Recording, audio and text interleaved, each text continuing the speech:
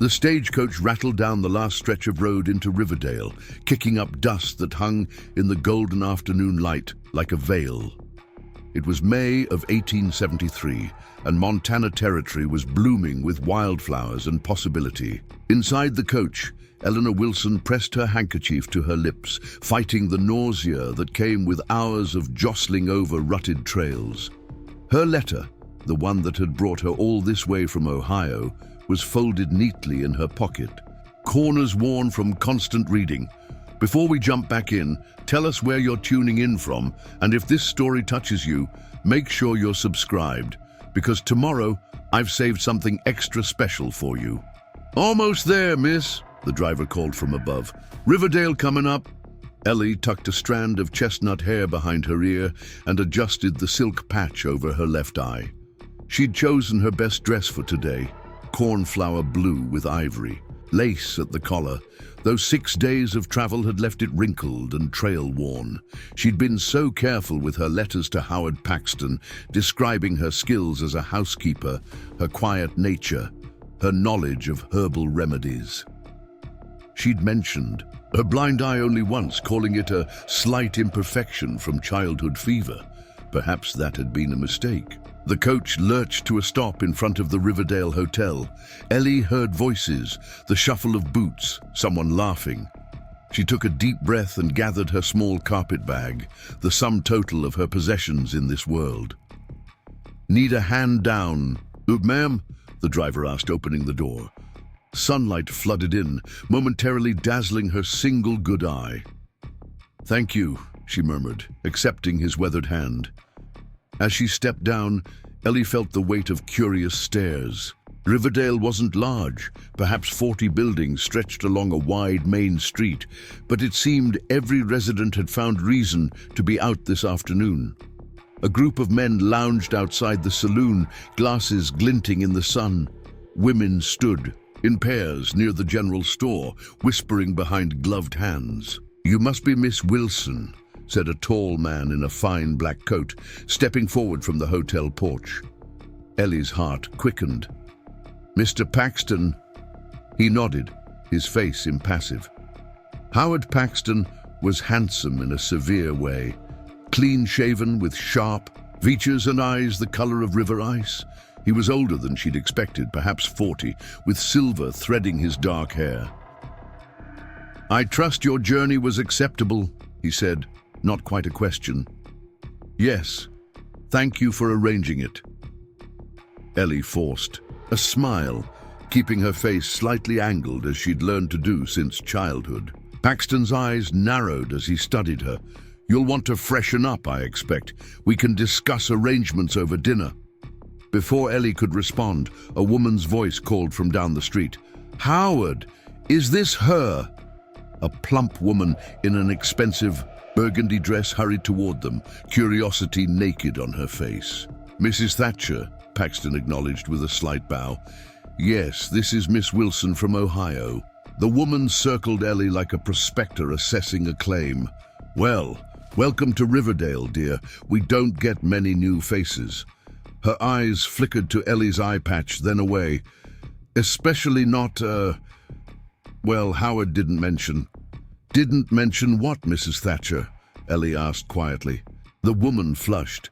"Nothing at all, dear. I'm sure you'll be just fine."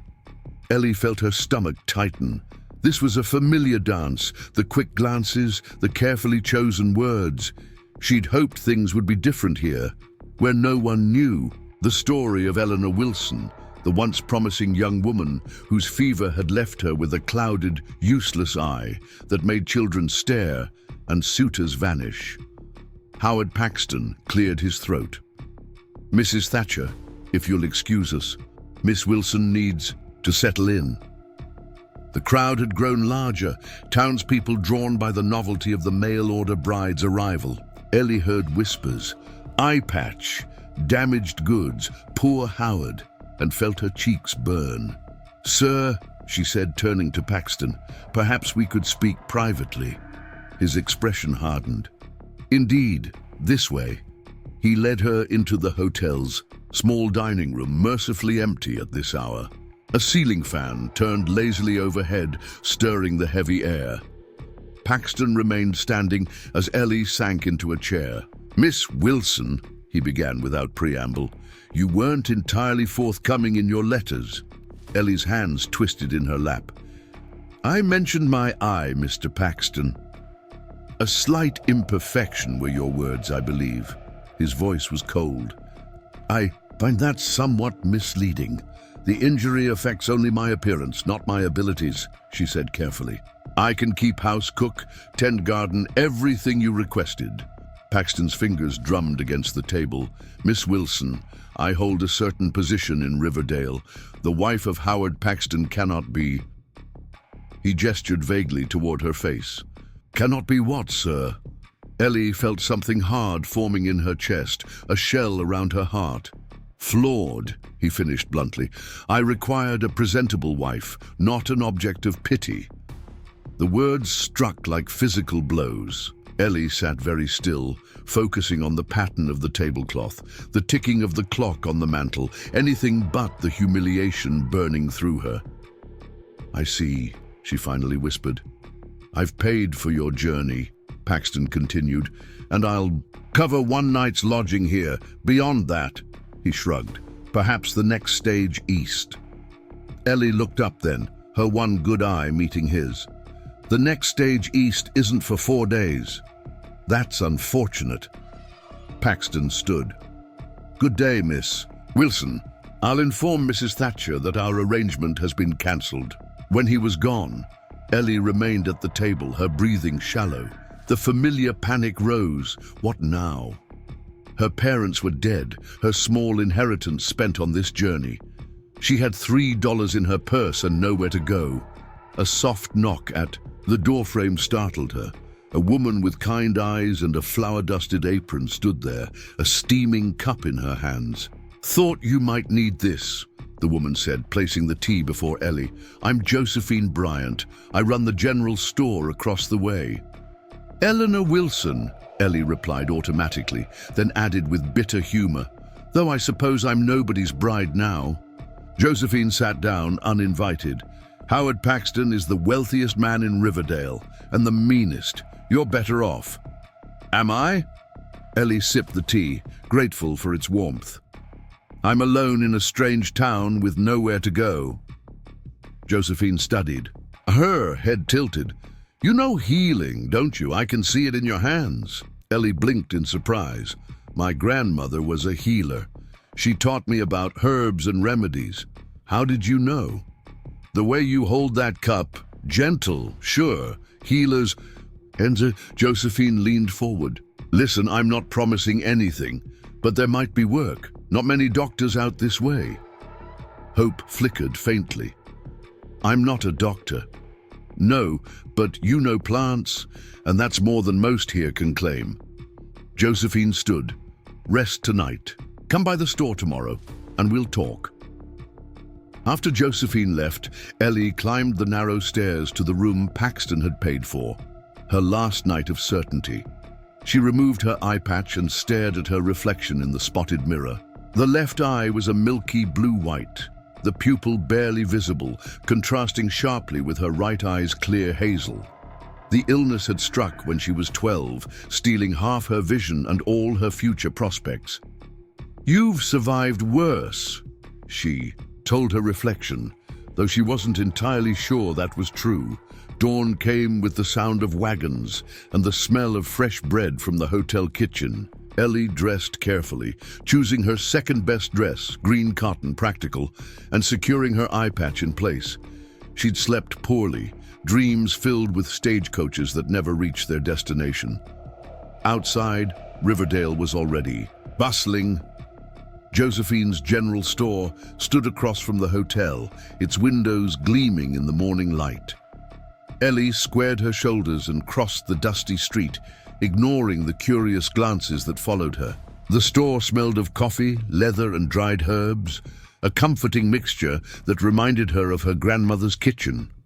Josephine stood behind the counter, weighing sugar for a stern-faced woman. £2 even, Mrs. Coleman," Josephine said cheerfully. "Will there be anything else?" The woman's eyes darted to Ellie, then back to Josephine. "No, that's all. Just put it on our account." She hurried out without another word. Josephine sighed. "Don't mind her. News travels fast in small towns." "News of my rejection, you mean?" Ellie's voice was steady, though her hands were not. "People will talk until something more interesting comes along." Josephine gestured toward a door behind the counter. "Come on back. I've got someone you should meet." Preparing and narrating this story took us a lot of time, so if you are enjoying it, subscribe to our channel. It means a lot to us. Now back to the story. The back room was cozy. A small stove in the corner, shelves lined with jars and tins, a table strewn with account books. Seated at the table was a man, perhaps 30 years of age, broad-shouldered and lean, with honey-brown hair that curled slightly at his collar. He wore simple clothes, a blue cotton shirt, brown trousers, sturdy boots, but it was his eyes that caught Ellie's attention. Or rather, his eye. The right was covered with a black leather patch, not unlike her own. He stood as they entered, his movement fluid despite the obvious stiffness in his left leg. "Matthew Hayes," Josephine announced. "Meet Eleanor Wilson, our visitor from Ohio. Ellie, this is Matt. He brings me the best herbs in the territory." Matthew's remaining eye, a warm amber, assessed her quickly, then he extended his hand. "Miss Wilson." His handshake was firm, calloused, a working man's grip. "Mr. Hayes," she replied, struggling to hide her surprise at finding someone else who knew what it was to move through the world with half a view. "Matt lives up at Pine Ridge," Josephine explained. "Came back from the war and decided town life wasn't for him anymore." "Union cavalry," Matthew added, touching 2 fingers to his eye patch in explanation. "Shrapnel at Gettysburg. Doctors. Said I was lucky." "Doesn't always feel lucky, does it?" Ellie said before she could stop herself. For a moment, Matthew looked startled. Then his mouth curved in the first genuine smile she'd seen since arriving in Riverdale. "No, Ma'am, it surely doesn't." Josephine looked between them with undisguised satisfaction. "Matt needs someone who knows plants. His sister used to help him gather and prepare the medicinal herbs he brings me, but she passed last winter. Influenza," Matthew said quietly. "Abigail had a gift with plants. I just do the heavy lifting." "I'm sorry for your loss," Ellie offered. He nodded once, acknowledging her words without inviting pity, something she understood all too well. "Thing is," Josephine continued, "I can sell every ounce of healing herbs Matt brings in, but he doesn't know all the preparations. If you're as knowledgeable as I suspect, you two might help each other." Ellie felt a spark of interest. "What did you have in mind?" "Matt needs help identifying and preparing herbs. You need somewhere to stay and work to do." Josephine's eyes twinkled. "Seems simple enough to me." Matthew shifted uncomfortably. "Joe, you can't just arrange people's lives like..." "Hush, I'm not arranging anything. I'm presenting options." Josephine turned to Ellie. "Matt's place has a small cabin that was Abigail's. It's nothing fancy, but it's private." Ellie's mind raced. Work with a stranger, live on his property. It was highly improper, yet what choice did she have? As if reading her thoughts, Matthew said, "Miss Wilson, I understand your hesitation, but I give you my word as a soldier. You'd be safe at Pine Ridge. The cabin is yours alone, a quarter-mile from the main house." "I need to think," Ellie said, overwhelmed. "Of course." Matthew picked up his hat from the table. "I'll be loading supplies for an hour or so. Find me if you have questions."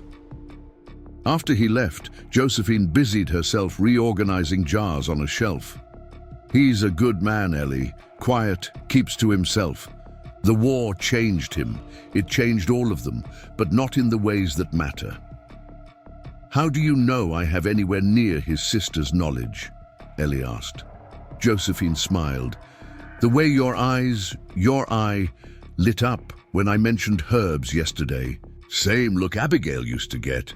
Ellie wandered to the window. Outside, Matthew was loading sacks into a wagon, his movements efficient despite his impairments. As if sensing her gaze, he glanced up, meeting her eye briefly before returning to his task. "What do you know about him?" she asked softly. "Came here about 4 years ago. Bought land nobody wanted up in the hills, keeps to himself mostly, but he's fair in his dealings." Josephine paused. Some folks were wary at first, a one-eyed stranger with Union Blue in his past. But he's earned respect. And there's truly no one else who could help him. Girl, there's always someone else. Question is, who else needs this opportunity as much as you do? The truth of those words settled over Ellie like a weight. She had nowhere to go, no family awaiting her return, and barely enough money for a room tonight. Pride was a luxury she couldn't afford. "I'll speak with him," she decided. Ellie found Matthew by the hitching post, securing the last of his supplies. He straightened as she approached, giving her the courtesy of his full attention. "Mr. Hayes," she began, "Josephine seems to think we could be of use to each other." His expression remained neutral. "Joe means well." "I have questions," Ellie continued, "if you don't mind." "Ask them. The work, what exactly would it entail?" "Identifying plants I bring in, teaching me which parts are useful, preparing tinctures and salves." He gestured to the sacks in his wagon. "I know enough to gather, not enough to make them worth anything." "And my living arrangements?" "Abigail's cabin has a bed, stove, table, simple but solid. You take meals at the main house if you want company, or cook for yourself if you don't." His face softened slightly. "I know what it is to value privacy, Miss Wilson." "How far?" "Is Pine Ridge from town?" 6 miles, give or take. I make the trip once a week for supplies. Payment? Room, board, and a third of whatever we sell to Josephine. Fair market value." Ellie considered this. It wasn't the future she'd imagined when boarding the stagecoach in Ohio, but it was a future nonetheless. "One more question, Mr. Hayes. Why would you offer this to a stranger, a woman you know nothing about?" Matthew was quiet for a long moment, his single eye focused on something distant. "Miss Wilson, when I came back from the war, people looked at me differently. Some pitied me, some feared me, most just preferred I stay out of sight." His gaze returned to her. "I recognize that look in your eye, not the blind one, the seeing one. You're weighing how much dignity you can afford to lose today." The accuracy of his assessment left her speechless. "I'm offering you work, not charity," he continued. "If it doesn't suit you, no hard feelings. But I think we might understand each other better than most." In that moment, with the sun warm on her face and the bustle of Riverdale around them, Ellie made her decision. "When do we leave, Mr. Hayes?" The journey to Pine Ridge took nearly 2 hours, the wagon climbing steadily as they left Riverdale. Behind, they passed through golden meadows dotted with wildflowers, then into forests of pine and aspen where the air grew cooler and smelled of resin. Matthew drove with quiet concentration, occasionally pointing out landmarks or naming plants. They passed. "Wild yarrow there," he noted, gesturing to white flowers clustered along the roadside. "Abigail used it for fevers." "And wounds," Ellie added. "My grandmother made a poultice with it." Matthew glanced at her with newfound interest. "You do know your herbs." "I had a good teacher." Ellie watched the scenery change, marveling at the mountain views that appeared between the trees. "My grandmother was what people called touched. She saw things others didn't, knew things without being told. Her remedies worked when doctors failed, so they tolerated her strangeness. And she taught you everything she knew." Ellie's fingers traced the edge of her eye patch. "After the fever took my eye, I couldn't be a proper young lady anymore. No suitor wants damaged goods, so grandmother gave me a different future, her knowledge." Matthew was quiet for a moment. People are quick to judge what they don't understand. "Yes, Ellie agreed softly. On both counts. They rounded a bend and Pine Ridge came into view. The property nestled in a small valley, protected by tall pines and a rocky ridge to the north. A modest two-story cabin built of sturdy logs stood at its center, smoke curling from the stone chimney. Beyond it lay a barn, chicken coop, small garden, and a second, smaller cabin half hidden among birch trees. "It's beautiful," Ellie breathed. Matthew's face relaxed into something almost like pride. "It's quiet. That's what I needed after everything." He helped her down from the wagon with a careful hand at her elbow. Up close, the main house showed signs of meticulous care. The porch swept clean, windows gleaming, a row of herbs growing in boxes beneath them. "Your sister's cabin is this way," Matthew said, lifting her carpet bag despite her protest that she could carry it herself. They followed a narrow path through a stand of birches. The smaller cabin appeared, sunlight dappling its wooden walls. It was simple but charming. One room with a covered porch, wild roses climbing one wall. "Abigail planted those," Matthew said, nodding to the roses. "Said every home needs something impractical and beautiful." Inside, the cabin was clean, but showed signs of hasty departure. A book left open on the table, dried herbs still hanging. From the rafters, a shawl draped over a rocking chair. Matthew set down her bag and stood awkwardly in the center of the room. "I haven't moved her things," he admitted. "Hadn't the heart for it." "I understand." Ellie moved to the herbs hanging from the ceiling. Wild mint, elderflower, echinacea, she identified, touching each bunch gently. "Your sister knew her craft. She'd be pleased someone could continue it." Matthew moved toward the door. "I'll let you settle in. There's water in the pitcher, wood by the stove. Come up to the house when you're ready for supper." When he was gone, Ellie sank onto the narrow bed, emotion finally overtaking her. 24 hours ago, she'd been a mail-order bride with dreams of respectability. Now she was. What? A healer again? A charity case?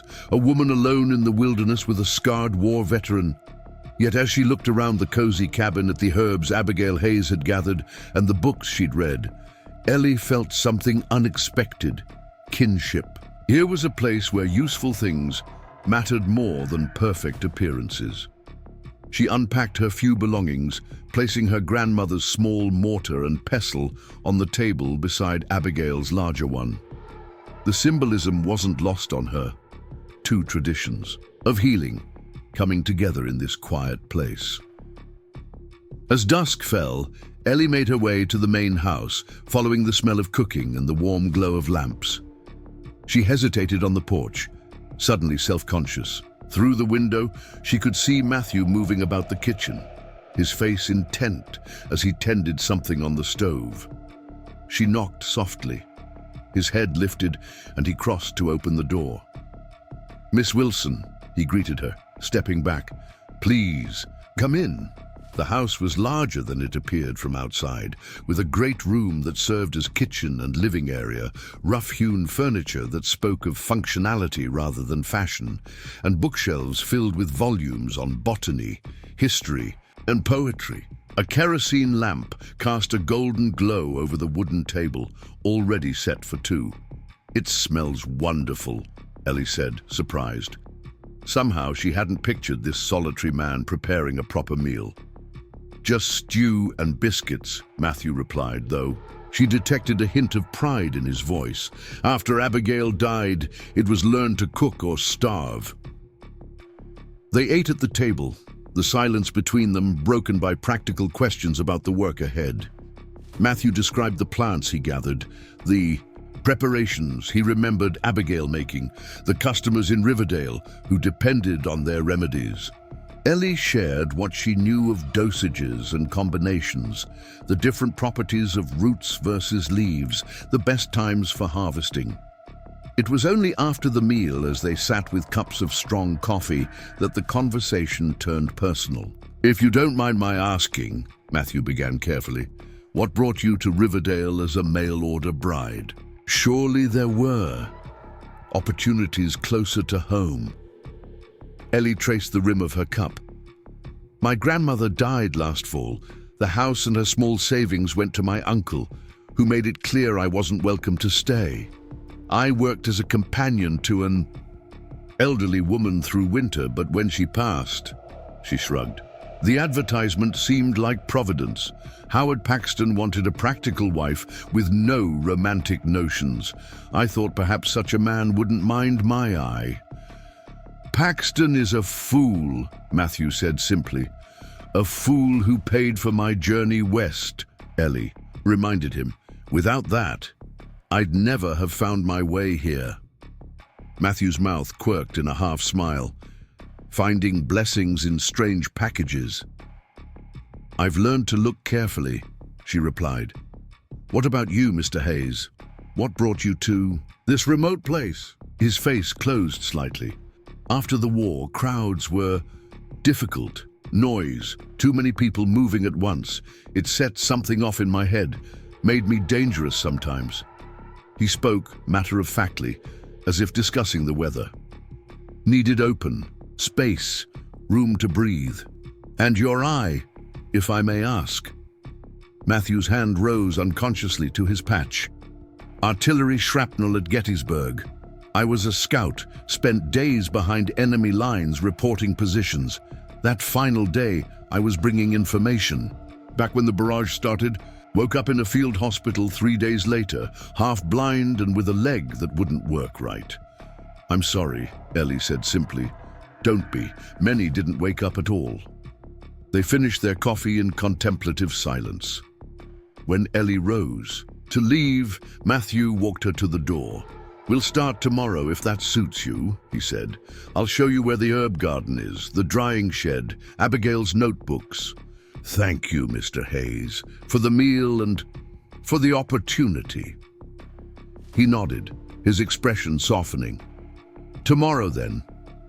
As Ellie walked back to her cabin under a vast sky pricked with stars, she felt something she hadn't expected, a sense of possibility. This wasn't the life she'd planned, but perhaps it could be something better. In the coming days, Ellie settled into a routine at Pine Ridge. Mornings were spent in the herb garden, tending plants Abigail had cultivated and adding new ones from Ellie's knowledge. Afternoons were for preparing remedies, tinctures of echinacea for winter colds, arnica salve for bruises, willow bark tea for pain. Matthew worked alongside her, his big hands surprisingly gentle with delicate plants, his memory for details impressive once he understood the purpose of each preparation. They developed a comfortable rhythm, moving around each other in the drying shed or kitchen with minimal words. Matthew was not a talkative man, but Ellie found his silence restful after years of pitying glances and whispered comments. He never stared at her eye patch, never offered unwanted sympathy, never treated her as if she were somehow diminished. A week after her arrival, as they labeled bottles of elderberry syrup for winter use, Matthew asked, "Would you like to go into town tomorrow? I make the trip every Saturday for supplies." Ellie hesitated. She hadn't left Pine Ridge since arriving, finding unexpected peace in its isolation. "Will people talk?" "People always talk," he replied with a shrug. "Question is whether you let it matter." "Then yes, I'd like to go." The next morning they set out early, the wagon loaded with remedies for Josephine's store. Ellie wore a good blue dress and a fresh linen eye patch she'd sewn from scraps found in Abigail's trunk. As they approached Riverdale, she felt her shoulders tensing, bracing for the stares and whispers. Josephine greeted them warmly at the general store, exclaiming over the quality of the tinctures and salves they'd brought. "These are better than anything Abigail made alone," she declared, examining a jar of comfrey ointment. "You two make a good team." "Miss Wilson knows her craft," Matthew said simply. Their next stop was the hotel dining room for lunch, a small luxury Matthew insisted upon. Ellie felt the familiar weight of curious gazes as they entered, but Matthew moved with calm purpose, pulling out her chair and taking the seat opposite as if daring anyone to comment. They were halfway through their meal when Howard Paxton entered, with a dark-haired woman on his arm. Ellie froze, her fork suspended above her plate. Paxton spotted them immediately, his expression shifting from surprise to something like disdain. "Miss Wilson," he acknowledged stiffly, "I see you found alternative arrangements." Before Ellie could respond, Matthew rose to his feet, his height suddenly imposing. "Howard," he said with deliberate casualness, "Miss Wilson has been kind enough to continue my sister's work at Pine Ridge." Paxton's gaze flicked between them, calculating. "How convenient for you both." The woman beside him tugged at his arm. Howard, darling, we'll be late for our appointment." "Of course, my dear." Paxton gave a curt nod. "Good day." When they were gone, Ellie released a breath she hadn't realized she was holding. "That was his replacement," she said, trying for lightness. "Already found someone more suitable." "More suitable for what?" Matthew replied. "Being decorative?" The unexpected comment startled a laugh from Ellie. "You're not what I expected, Mr. Hayes." His single eye met hers, warm, with something that might have been understanding. "Nor you, Miss Wilson, nor you." They finished their errands and were loading the last supplies when a commotion erupted from the saloon across the street. A man staggered out, visibly drunk despite the early hour, his fine clothes disheveled. "There he is," the man shouted, pointing at Matthew. "The one-eyed traitor." Matthew tensed beside Ellie, his hand moving to her elbow. "Get in the wagon," he said quietly. "Friend of yours?" she asked, not moving. "Victor Caldwell, railroad investor, Confederate sympathizer, and the man whose land shipment I intercepted during the war." Matthew's voice was flat.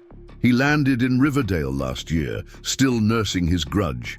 Caldwell lurched toward them, drawing a small crowd of onlookers. "Hayes, you cost me a fortune with your union spying." "That was 10 years ago, Caldwell." Matthew replied evenly. "The war's over." "Not for me," Caldwell snarled, his hand moving to his waistband where a pistol gleamed. "You took my eye for an eye, didn't you?" Ellie's heart raced, but she stood her ground beside Matthew. "Sir," she said clearly, "you're making a spectacle of yourself." Caldwell's bloodshot eyes swiveled to her. "Who's this? Found yourself a matching freak, Hayes?" The insult stung, but Ellie kept her voice steady. "My name is Eleanor Wilson, and I'm a healer. If you're suffering, I can help with that. If you're simply cruel, I cannot." A murmur ran through the gathered crowd. Josephine appeared at the edge of the group, Sheriff Porter beside her. "That's enough, Caldwell," the sheriff called. "Go sleep it off." Caldwell spat on the ground, but backed away, his eyes never leaving Matthew. "This isn't over, Scout, not by a long shot." As the crowd dispersed, Matthew helped Ellie into the wagon, his movements mechanical. They were halfway out of town before he spoke. "I'm sorry you were subjected to that," he said, his knuckles white on the reins. "It wasn't your fault." "Wasn't it?" He glanced at her. "You came to Riverdale for a fresh start, not to be called names in the street." "Mr. Hayes," Ellie said firmly, "I've been called worse by better-dressed people.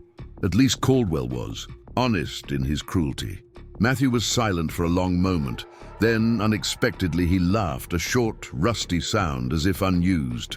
"You're a surprising woman, Eleanor Wilson." "Ellie," she corrected him. "If we're to be targets of public ridicule together, you might as well use my given name." Another laugh, stronger this time. "Ellie, then, and I'm Matt." "Matt," she repeated, testing the shape of it. Somehow, in the aftermath of ugliness, they'd found a new ease with each other. Back at Pine Ridge, as dusk painted the mountains gold, Matt helped Ellie down from the wagon. His hand lingered on hers a moment. Longer than necessary, warm and calloused. "Thank you," he said quietly, "for standing your ground today." Ellie looked up at him, at the face that had become familiar in such a short time. The strong jaw, the laugh lines around his remaining eye, the quiet dignity that no injury could diminish. "Some things," she replied, "are worth standing for." The weeks that followed brought a gentle rhythm to Pine Ridge. Summer bloomed in earnest across the Montana wilderness, painting the meadows with wildflowers and warming the earth. Ellie found herself waking before dawn each morning, eager for the day ahead, a sensation she hadn't experienced since her grandmother's passing. The small cabin among the birches had become undeniably hers. She'd carefully packed Abigail's personal belongings into a cedar chest that Matt had made, preserving them with respect while making space for her own modest possessions. Dried herbs hung from every rafter, organized by purpose and potency. Her grandmother's remedies mingled with Abigail's recipes in a leather-bound journal that never left the work table. The scent of lavender and sage permeated everything. On this particular morning, Ellie kneeled in the herb garden behind the main house, carefully harvesting chamomile blossoms. The sun was warm on her back, the air filled with the drowsy hum of bees.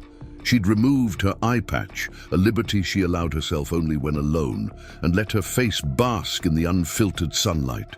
"You'll burn if you're not careful," Matt's voice came from behind her. Ellie's hand flew instinctively to her face, covering her blind eye as she turned. Matt stood at the garden gate, a basket of wild mushrooms in one hand. He averted his gaze, giving her time to replace the patch she'd set aside on a nearby stone. "I'm sorry," he said quietly. "I didn't mean to intrude. It's all right." Ellie tied the patch strings with practiced fingers, embarrassment heating her cheeks. No one, except her grandmother and the doctors, had seen her damaged eye up close. "I didn't hear you approaching." Matt remained by the gate, still looking toward the distant mountains. "The fungi you asked for. Found them by the North Creek."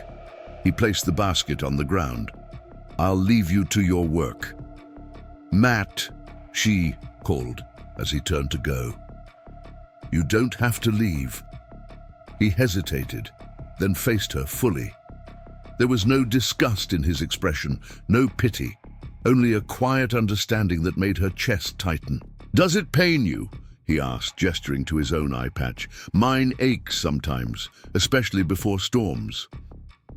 The simple question, acknowledgement without sentiment, loosened something in Ellie. Not often now. It did when the fever first took it. She picked up her basket of chamomile. "Does yours?" "Ghost pains," he replied with a half smile. "Doctors call it that, feeling hurt in something that's not there anymore." They walked together toward the drying shed, a comfortable silence between them. Inside, the air was fragrant with herbs hanging from the rafters. Ellie spread the chamomile blossoms on a clean cloth while Matt sorted through his mushrooms, setting aside the choicest specimens. "I thought we might try a new tincture," Ellie said, arranging the flowers methodically. "Chamomile and these mushrooms together might help with Mr. Peterson's joint pain better than either alone." Matt nodded thoughtfully. "Abigail tried something similar once. Never wrote the proportions down, though. Your sister had good instincts. I've been reading her notes." Ellie broke off, suddenly worried she'd overstepped. "Please," Matt said, understanding her hesitation. "I'm glad her knowledge isn't lost." She was thorough, meticulous about recording outcomes. Ellie weighed dried chamomile into a small scale. "But there are gaps, things she likely kept in her head." "Like me," Matt said with unexpected humor. "Half my cavalry routes were never committed to paper. Safer that way." Ellie glanced at him, caught by the rare mention of his military service. "Were you a scout long?" 3 years. Joined up in '61 with my brother Daniel. He didn't make it past Antietam." Matt's voice was matter-of-fact, though his movements slowed. "I had a knack for moving unseen, remembering terrain. Became valuable when generals needed eyes behind enemy lines." That's how you met Caldwell? She measured the question carefully. Aware they'd never discussed the confrontation in town, Matt's jaw tightened. Victor Caldwell was running guns and medical supplies to Confederate forces through supposedly neutral territory. My intelligence helped intercept a major shipment in '63. He sorted mushrooms with mechanical precision. He lost money and standing, swore revenge. And carried that grudge all these years, Ellie murmured. Some men need something to hate. Matt looked up, his single eye finding hers. Makes them feel righteous. The way he held her gaze sent a flutter through Ellie's chest. In the golden light of the drying shed, with herbs scenting the air and the quiet sounds of wilderness beyond, she felt an unexpected sense of belonging. This scarred man, with his direct gaze and careful hands, had created a place where her differences weren't flaws, but simply facts, like the weather or the turning of seasons. I've been thinking, Matt said, breaking the momentary spell, we should expand the herb garden before fall, if you're planning to stay on. The question beneath the statement hung in the air between them. I'd like that, Ellie replied softly. I'm not eager to leave. Something in Matt's posture relaxed, almost imperceptibly. Good, that's good. They worked in companionable silence until midday, when the sun directly overhead signaled time for the simple meal they typically shared. Matt had proven to be a passable cook, though his repertoire was limited. Today, Ellie had prepared a vegetable stew with wild onions and the remains of yesterday's bread, letting it simmer while they worked. As they settled at the rough-hewn table in Matt's kitchen, a distant sound caught their attention, hoofbeats approaching at speed.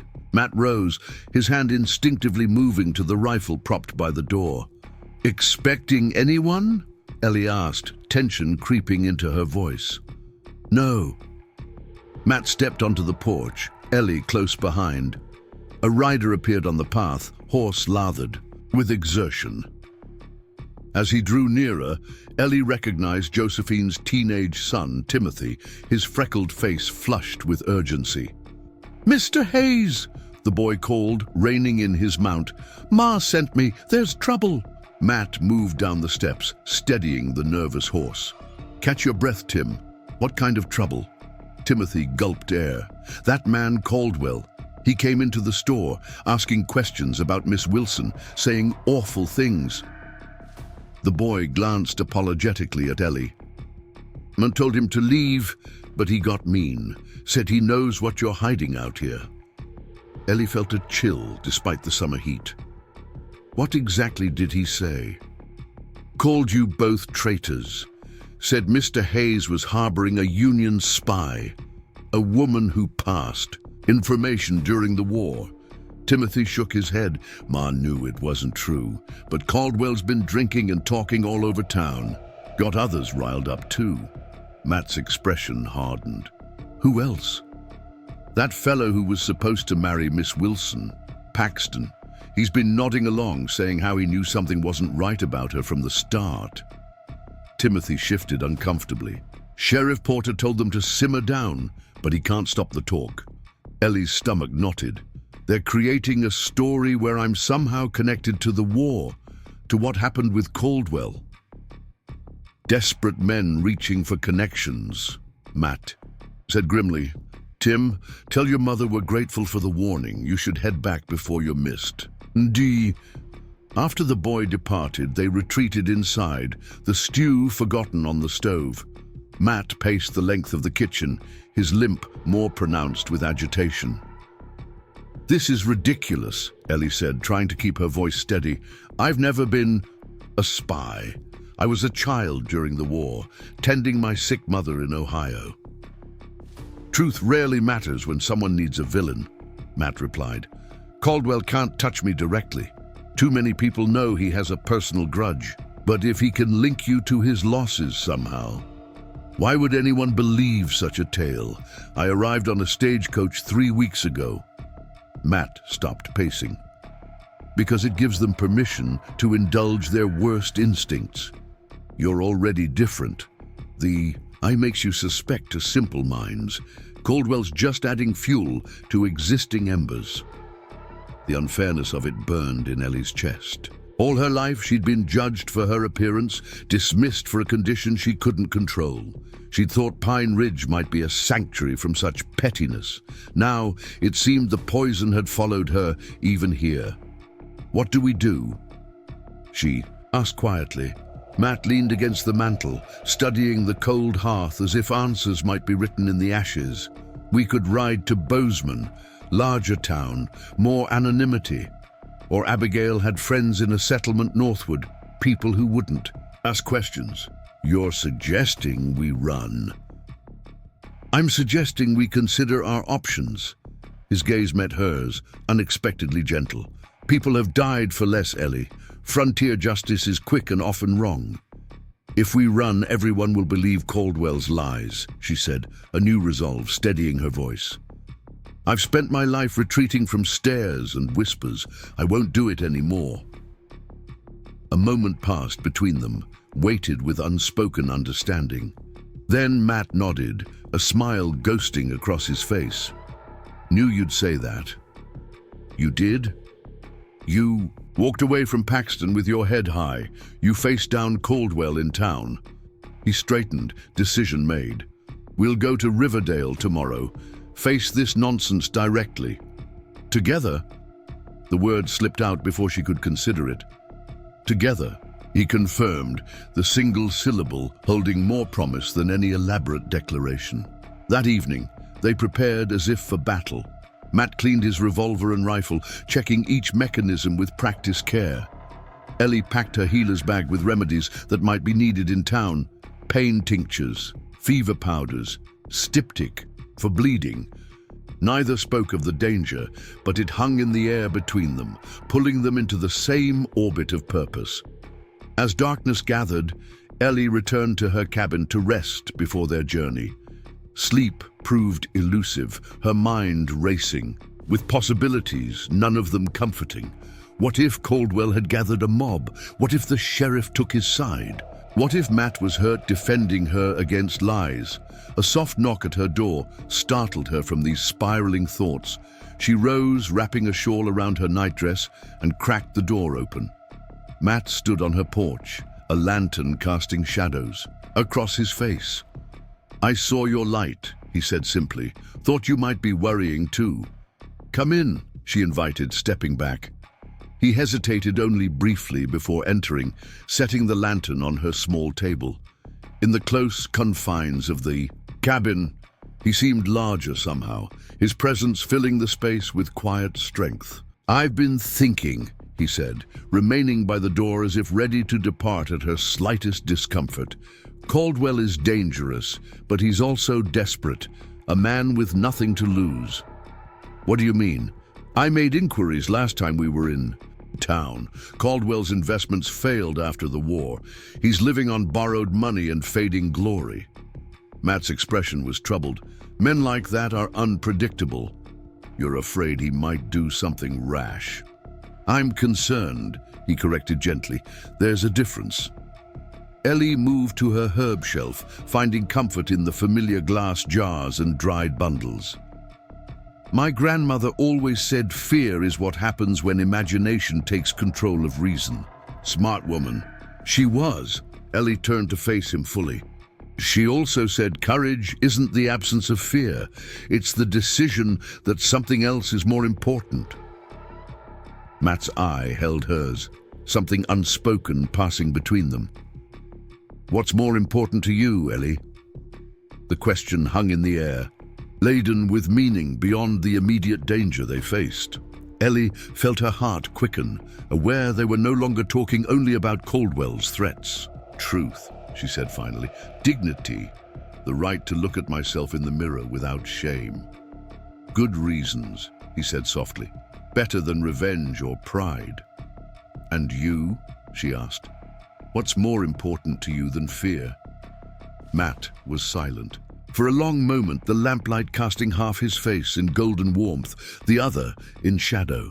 When he spoke, his voice was low and certain. "Honor. Not the kind men boast about, but the quiet kind. doing what's right when no one's watching. He took a careful step toward her, and lately, you. The simple declaration stole Ellie's breath. They'd moved around each other for weeks, sharing work and meals and conversation, but neither had put words to the subtle shift in their relationship. Now it hung between them, honest and unadorned. "Matt," she began, uncertain what would follow. "You don't need to say anything," he assured her quickly. "I just wanted you to know, before tomorrow, that whatever happens in town, I'll stand with you. Not out of pity or obligation, but because I've come to care for you. More than I expected. More than might be wise." Ellie felt a warmth bloom in her chest, unfamiliar yet welcome. "I've come to care for you too," she admitted softly. He nodded, a smile touching his lips. "Then we face tomorrow together, for all the right reasons." Without further words, he took his leave, the door closing gently behind him. Ellie stood in the lamplight, her heart full of contradictions, fear for tomorrow and hope for what might follow, uncertainty about Caldwell's lies, and certainty about the man who just stood in her cabin. Sleep came easier after that, deep and dreamless. Dawn broke clear and cool, the mountains sharply etched against a pale sky.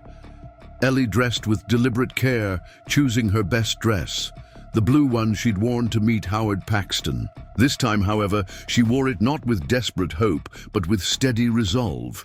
Her eye patch was freshly laundered, her hair neatly pinned beneath a modest bonnet. Matt waited by the wagon, similarly composed in a clean shirt and his least worn trousers. He'd trimmed his beard and combed his hair, looking more the former Union officer than the solitary woodsman. "Ready?"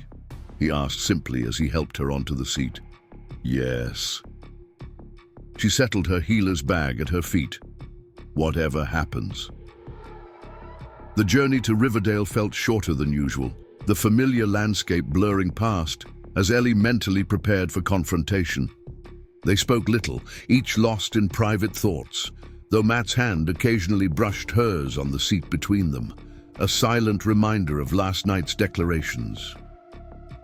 Riverdale appeared unusually busy for a weekday morning. Horses lined the hitching posts, men clustered in small groups outside the saloon and barber shop, women hurried along the boardwalk with sidelong glances. A tension hung in the air, palpable as the approach of a storm. Matt guided the wagon to Josephine's store, his movements deliberately casual, though Ellie could sense his watchfulness. Several men near the saloon noticed their arrival, nudging each other and muttering. Ellie kept her head high, refusing to shrink beneath their stares. Josephine emerged from the store as they dismounted, her typically cheerful face drawn with worry. "You shouldn't have come," she said in a hushed voice. "Caldwell's been spouting nonsense all night. Half the town's talking about the Cyclops. Traitors up at Pine Ridge. That's why we're here," Matt replied evenly, "to stop the lies before they take root." "Where is Caldwell now?" Ellie asked, scanning the street. "Hotel dining room with his new friend Paxton," Josephine replied with distaste. "They've been plotting something since sunrise." Matt offered his arm to Ellie. "Then that's where we'll go." "Matthew Hayes, you can't just walk in there," Josephine protested. "There's at least 6 men with them, all armed and liquored up, despite the hour."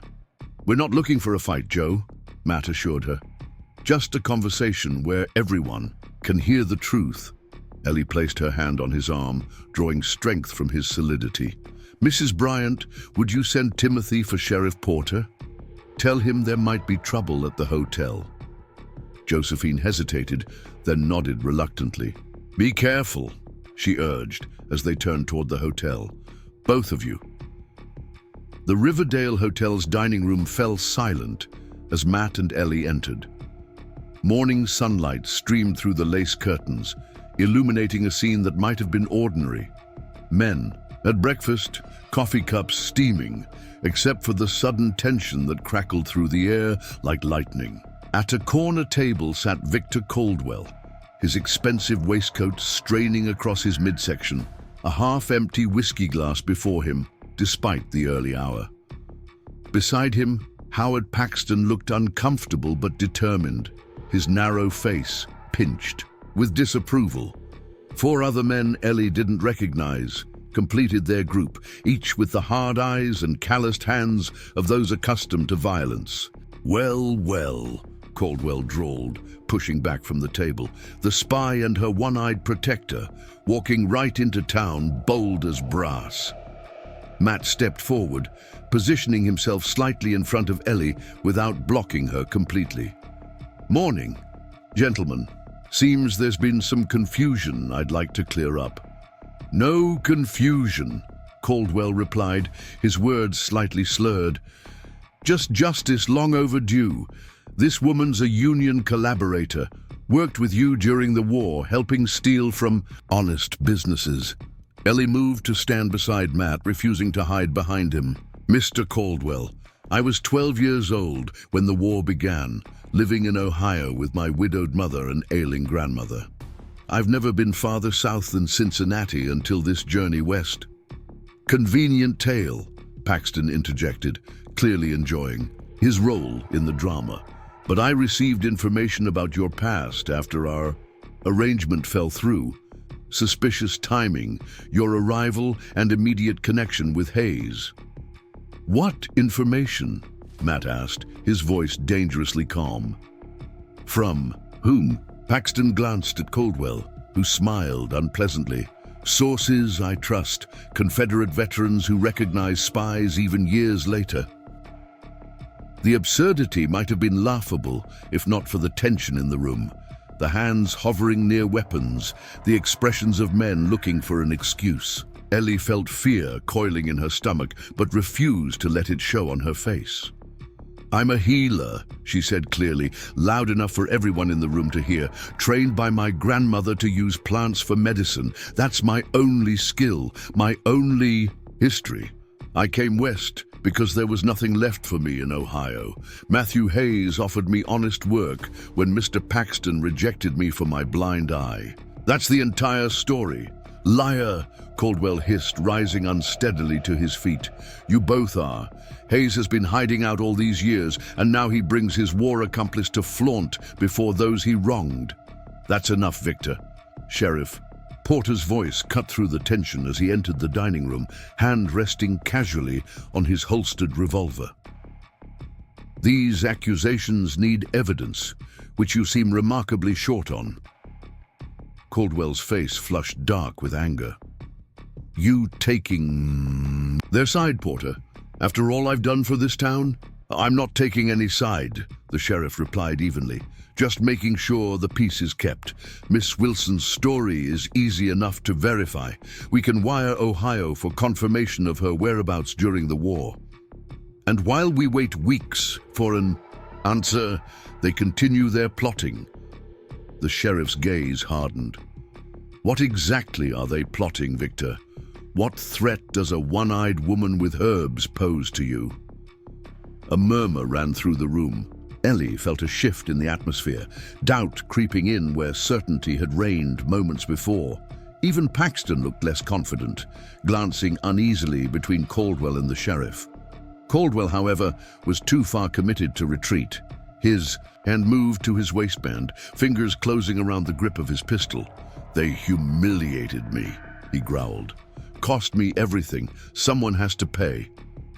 In the heartbeat before he could draw, Matt moved with the swift precision of his scouting. "Days." His shoulder drove into Caldwell's midsection, sending them both crashing into the table. Coffee cups and breakfast plates shattered across the floor. Paxton leapt back with an undignified yelp as Sheriff Porter drew his weapon. "Nobody move!" the sheriff commanded as Caldwell's companions half rose from their chairs. On the floor, Matt pinned Caldwell's gun hand with his knee, his own revolver now pressed to the man's temple. "It's over, Victor," he said quietly. "Has been for 10 years. Let it go." Caldwell's face contorted with rage and something deeper. Grief, perhaps, or the bitter acknowledgement of defeat. "You took everything," he whispered. "The war took everything," Matt corrected. compassion unexpectedly threading through his voice. "From all of us!" Sheriff Porter moved forward, motioning for Matt to step back. "I'll take him now, Hayes." As the sheriff secured Caldwell's wrists with iron cuffs, the room seemed to exhale collectively. The immediate danger had passed. Though tension still hummed in the air, Ellie moved to Matt's side, her hand finding his almost instinctively. "You all right?" he asked softly, his eyes scanning her for signs of distress. "Yes," she assured him, though her heart still pounded in her chest. "Are you?" Before he could answer, Howard Paxton stepped forward, straightening his jacket with exaggerated dignity. "Sheriff, I wish to make it clear that I was merely concerned for the town's welfare. I had no part in Caldwell's extremism." "Save it, Paxton," Porter replied with open disgust. "You were happy enough to spread lies about a woman whose only crime was having an eye that offended your delicate sensibilities." Paxton flushed, looking around the room for support and finding none. Even his companions from Caldwell's table seemed eager to distance themselves from the morning's events. Without another word, he turned and strode from the dining room, the set of his shoulders betraying his humiliation. As the sheriff led Caldwell away, whispers erupted throughout the room. Ellie felt the weight of stares once more, but they felt different now, curious rather than suspicious, even admiring in some cases. Miss Wilson, an elderly woman, approached hesitantly from a nearby table. "I heard you're a healer. My arthritis has been giving me fits this summer. Might you have something that could help?"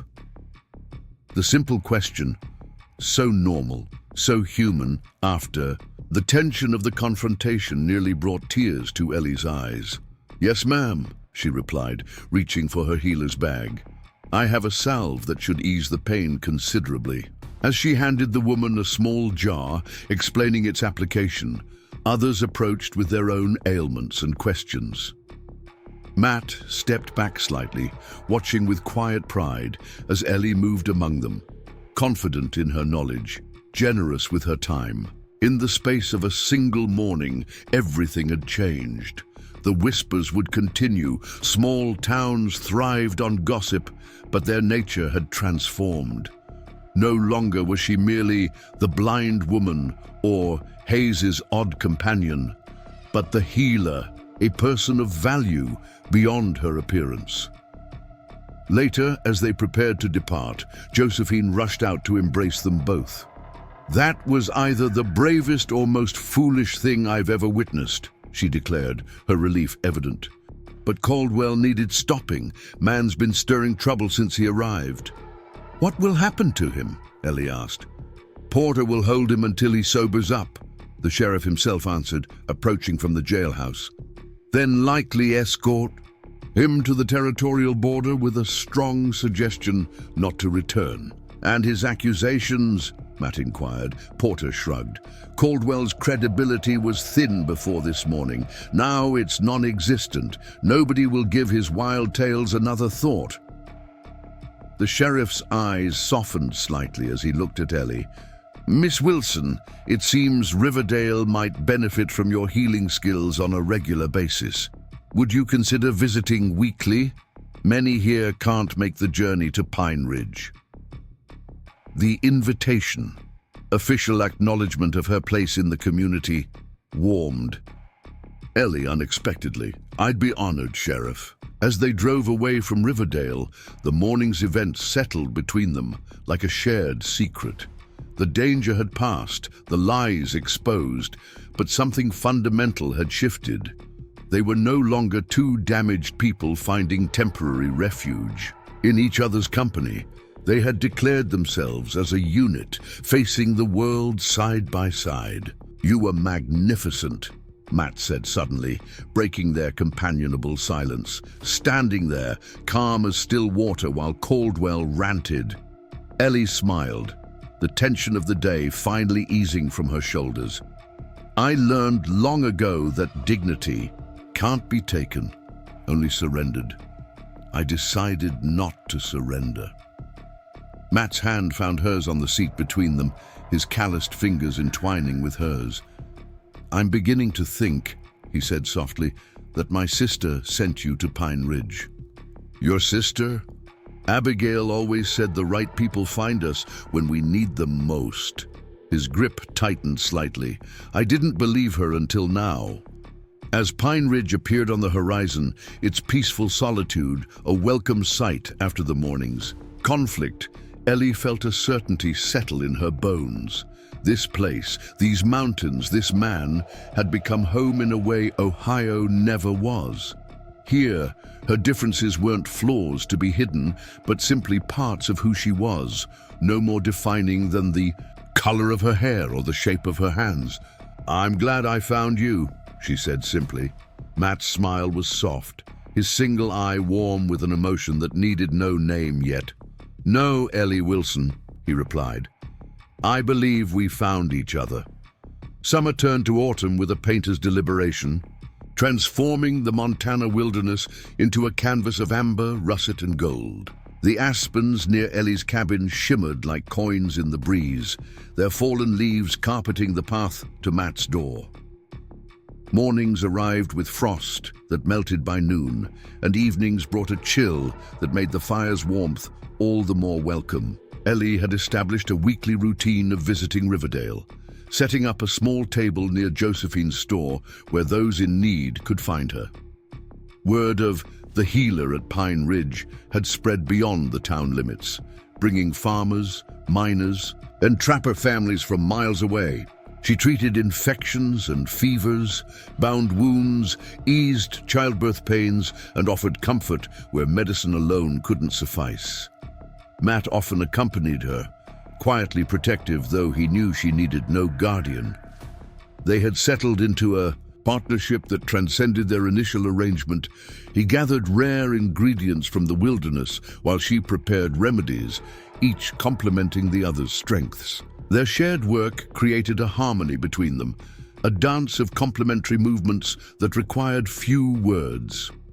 On this particular October morning, Ellie sat at her table outside Josephine's store, arranging her remedies for the day ahead. The air was crisp, hinting at the winter that would soon envelop the mountains. She wore a wool dress the color of pine needles, a gift Matt had brought back from his last solitary hunting trip to Bozeman. "Morning, Miss Wilson," Sheriff Porter called, tipping his hat as he passed. "Any of that willow bark tea left? My deputy's complaining about his tooth again." "Fresh batch just yesterday," Ellie replied, reaching for a paper-wrapped package. "Tell him to hold it against the painful side before swallowing. Works quicker that way." The sheriff nodded his thanks, dropping a coin in the small wooden box Matt had carved for her earnings. Ellie had protested initially. She'd never charged for her grandmother's remedies in Ohio. But Matt had gently insisted that people valued what they paid for and that her knowledge was worth compensation. The box now contained enough to order supplies from as far away as Denver, expanding her healing capabilities beyond what Montana's wilderness provided. As the morning progressed, Ellie attended to a steady stream of townsfolk. Mrs. Peterson's arthritic hands, little Emma Taylor's persistent cough, Joseph Miller's back spasms from too many hours in the mines. She listened as much as she treated, understanding that healing often required acknowledging the whole person, not just their ailment. Near midday, she noticed a stranger watching from across the street. A woman, perhaps her own age, elegantly, dressed in a traveling suit that spoke of eastern cities rather than frontier towns. The woman's gaze was frank, assessing, without the typical sidelong glances Ellie had grown accustomed to. When their eyes met, the stranger offered a small nod, but made no move to approach. "That's Catherine Walsh," Josephine murmured, appearing at Ellie's elbow with a cup of hot tea. "Arrived on yesterday's stage. Rumor has it she's Howard Paxton's cousin from Boston, come to civilize our little community." "I see hostility runs in the family," Ellie remarked dryly, accepting the tea with gratitude. Josephine chuckled. "Don't judge too quickly. She stopped by the store this morning asking about local remedies for headaches. Said her physician in Boston prescribed powders that leave her feeling worse than the pain. Before Ellie could respond, Matt approached from the direction of the livery stable, his gait steady despite the slight limp that worsened in cold weather. He carried a small crate of supplies and wore the quiet contentment that came from completing necessary tasks. "Wagons loaded," he announced, setting the crate beside Ellie's table. "Just needed coffee beans and that book you ordered." "The Botanical Encyclopedia?" Ellie's eyes brightened. "It arrived?" "All the way from San Francisco, according to Mr. Richardson." Matt's easy smile transformed his weathered face, softening. "The hard angles earned through war and solitude. Cost nearly as much as our winter supplies, but he says it's the most comprehensive guide west of the Mississippi." Josephine excused herself to attend to a customer, leaving them in a bubble of shared excitement. Ellie had been anticipating the book for months, hoping it would help identify plants native to Montana that her grandmother had never encountered in Ohio. "We should celebrate," she suggested impulsively. "Perhaps dinner at the hotel before we returned to Pine Ridge." The invitation hung between them, weighted with meaning beyond a simple meal. They had shared countless suppers at Matt's kitchen table, but dining together publicly in Riverdale represented something different, an acknowledgement of their evolving relationship. Matt's eye held hers, understanding the significance. "I'd like that," he said simply. Across the street, Catherine Walsh continued her observation, now joined by Howard Paxton. Their heads bent together in conversation, occasionally glancing toward Ellie and Matt, with expressions difficult to interpret. Ellie felt a familiar unease crawl along her spine. "Paxton's been too quiet since that business with Caldwell," she murmured. "I can't help feeling we haven't heard the last from him." Matt followed her gaze, his posture subtly shifting into the alertness that never fully left him. "Pride's a persistent wound," he agreed, "especially when inflicted publicly." Their concerns were interrupted by the approach of an elderly man supporting himself with a gnarled walking stick. "Miss Wilson," he wheezed, "them breathing drops you gave me last month have run out. Don't suppose you've got more?" Ellie smoothly transitioned back to her healing work, setting aside worries about Paxton for more immediate concerns. Matt squeezed her shoulder gently before continuing with his errands, a touch that conveyed both reassurance and promise. They would face whatever came, together. By late afternoon, Ellie had treated a dozen patients and replenished Josephine's stock of common remedies. She packed her remaining supplies, her movements efficient after months of practice. The autumn sun hung low in the sky, painting Riverdale's weathered buildings with golden light that belied their rough construction. As promised, Matt returned to escort her to dinner, having exchanged his work clothes for a clean shirt and the vest Ellie had mended last week. The small effort at refinement touched her deeply, knowing how little value he placed on appearances. "You look handsome," she said warmly, accepting his offered arm. A flush crept up his neck, visible above his collar. "Clean at least," he deflected, though pleasure shone in his eye. The hotel dining room was busier than usual for a weekday, filled with the murmur of conversation and the clink of silverware against plates. Heads turned as they entered, but the stares held curiosity rather than malice. Their confrontation with Caldwell months earlier had transformed them from outsiders into local figures of interest. The one-eyed war veteran and his healer companion, their story embellished with each retelling. The maitre d' guided them to a small table near the window, where the fading light softened the dining room's modest furnishings. A single candle flickered between them, casting intimate shadows across the white tablecloth. "I ordered something special," Matt confessed as they settled into their seats. "Hope you don't mind." Before Ellie could question him, a server appeared with a bottle of wine, an unexpected luxury in Riverdale, where most men preferred whiskey and most women abstained entirely. "From my brother's vineyard in Napa Valley," came a cultured female. A voice from a nearby table. Catherine Walsh rose gracefully, approaching with the confidence of someone accustomed to commanding attention. "I brought several bottles as gifts. Mr. Paxton mentioned you're something of a local healer, Miss Wilson. I thought you might appreciate the medicinal properties of good California wine." Ellie blinked in surprise at this unexpected overture. "That's very generous, Miss Walsh. Won't you join us?" Matt stiffened slightly beside her, but his impeccable manners prevailed as he stood to hold a chair for their unexpected guest. Catherine settled opposite them, arranging her silk skirts with practiced ease. "I hope I'm not intruding," she said, though her tone suggested she rarely worried about such niceties. "But I've been quite curious about you both since arriving. Howard has been informative, though I suspect his perspective may be somewhat biased."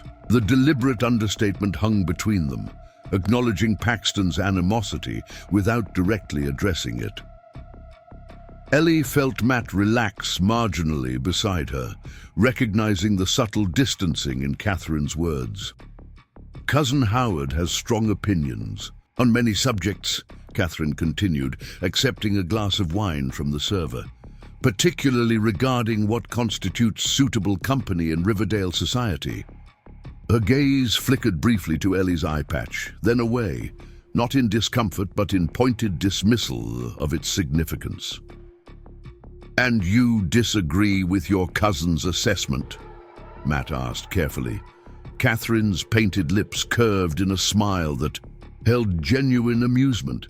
"Mr. Hayes, I spent 4 years volunteering in a Union hospital during the war. I've seen men missing far more than an eye return to productive, honorable lives. My judgment rests on character, not cosmetics." The simple declaration, delivered without sentiment or condescension, eased the last of the tension from their table.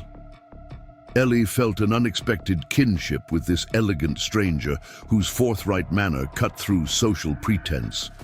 "Besides," Catherine added, with a conspiratorial lowering of her voice, "Howard's concern for appearances grows tedious. I came west, seeking authenticity, not a Boston drawing room transplanted to Montana territory." They settled into surprisingly comfortable conversation over their meal. Catherine proved to be intelligent and well-traveled, with progressive views on women's education and frontier development.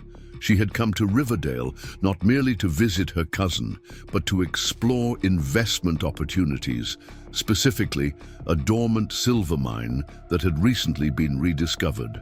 "The original owners abandoned it during the war," she explained, her enthusiasm evident. "My financial advisors believe it could be profitable again with modern equipment. I intend to form a proper company with shares available to local investors." "That would bring significant changes to Riverdale," Matt observed. "Progress always does, Mr. Hayes." Catherine studied him over the rim of her wineglass. "I understand you served as a Union scout. Your perspective on the territory would be valuable to my enterprise." "I'm a simple trapper these days, Miss Walsh. My scouting days are behind me. Nothing about you strikes me as simple, sir." Her gaze shifted to include Ellie. "Either of you. In fact, I was hoping Miss Wilson might consider serving as the company physician once operations begin. Miners require regular medical attention, and your reputation for healing is already established." The unexpected offer caught Ellie by surprise. "I'm not a trained doctor," she demurred, "just a healer with knowledge passed down through generations." "The Dune, which makes you more qualified than most frontier physicians with their bleeding kits and mercury treatments," Catherine replied briskly. "Consider it, both of you. Riverdale stands at a crossroads, and I prefer to build alliances with those who see beyond limitations." "Mine." As Catherine excused herself to greet another acquaintance, Ellie exchanged a glance with Matt.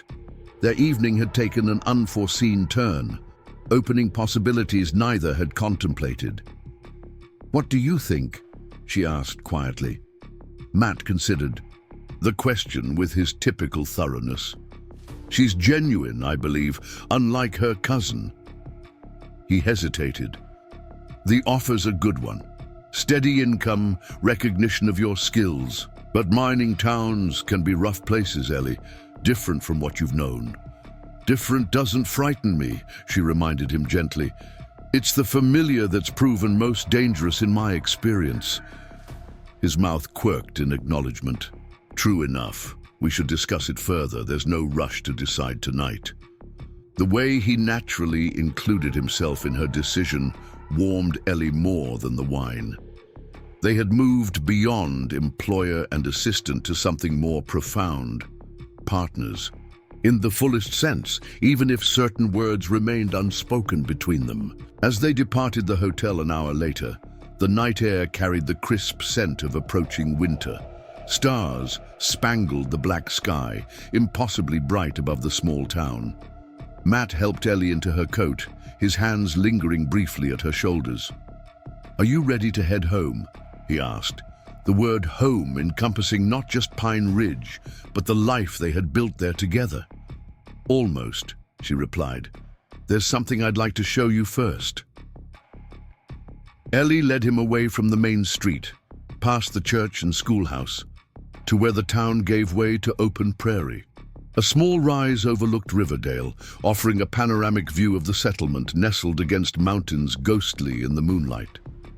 "I found this spot during my first week of visits," she explained, settling onto a flat boulder. "It helps me remember how small our troubles really are." Matt sat beside her, close enough that their shoulders touched. The warmth of him was a comfort against the night's increasing chill. "Are we troubled?" he asked softly. Ellie considered the question, sensing its layers. "Not in the ways that matter," she finally answered. "But change is coming. Catherine Walsh, the mine, perhaps new opportunities. I wanted a moment to appreciate what we have before it transforms." "Some things won't change," Matt said, his voice low and certain. He took her hand, his calloused fingers gentle against hers. "Whatever happens with Walsh's mine or Riverdale's future, what we've built at Pine Ridge remains ours." The simplicity of his declaration brought a lump to Ellie's throat. Since childhood, stability had been elusive. First her father's death, then her mother's, the fever that took her eye, her grandmother's passing, her uncle's cruelty. To hear permanence promised so casually, as if it were the most natural thing in the world, felt like a gift beyond measure. "Matt," she began, then faltered, uncertain how to express the emotions welling within her. He waited patiently, his thumb tracing small circles on her palm. When she remained silent, he spoke instead, his voice barely above a whisper. "When I came back from the war, I thought I'd lost more than my eye. I thought I'd lost the ability to see beauty, to feel peace, to trust another soul." He turned toward her, moonlight silvering the angles of his face. "You restored that vision, Ellie. Not with herbs or remedies, but with the way you move through the world. Seeing clearly despite what you've lost." Tears pricked behind Ellie's eyes, not from sadness but from recognition.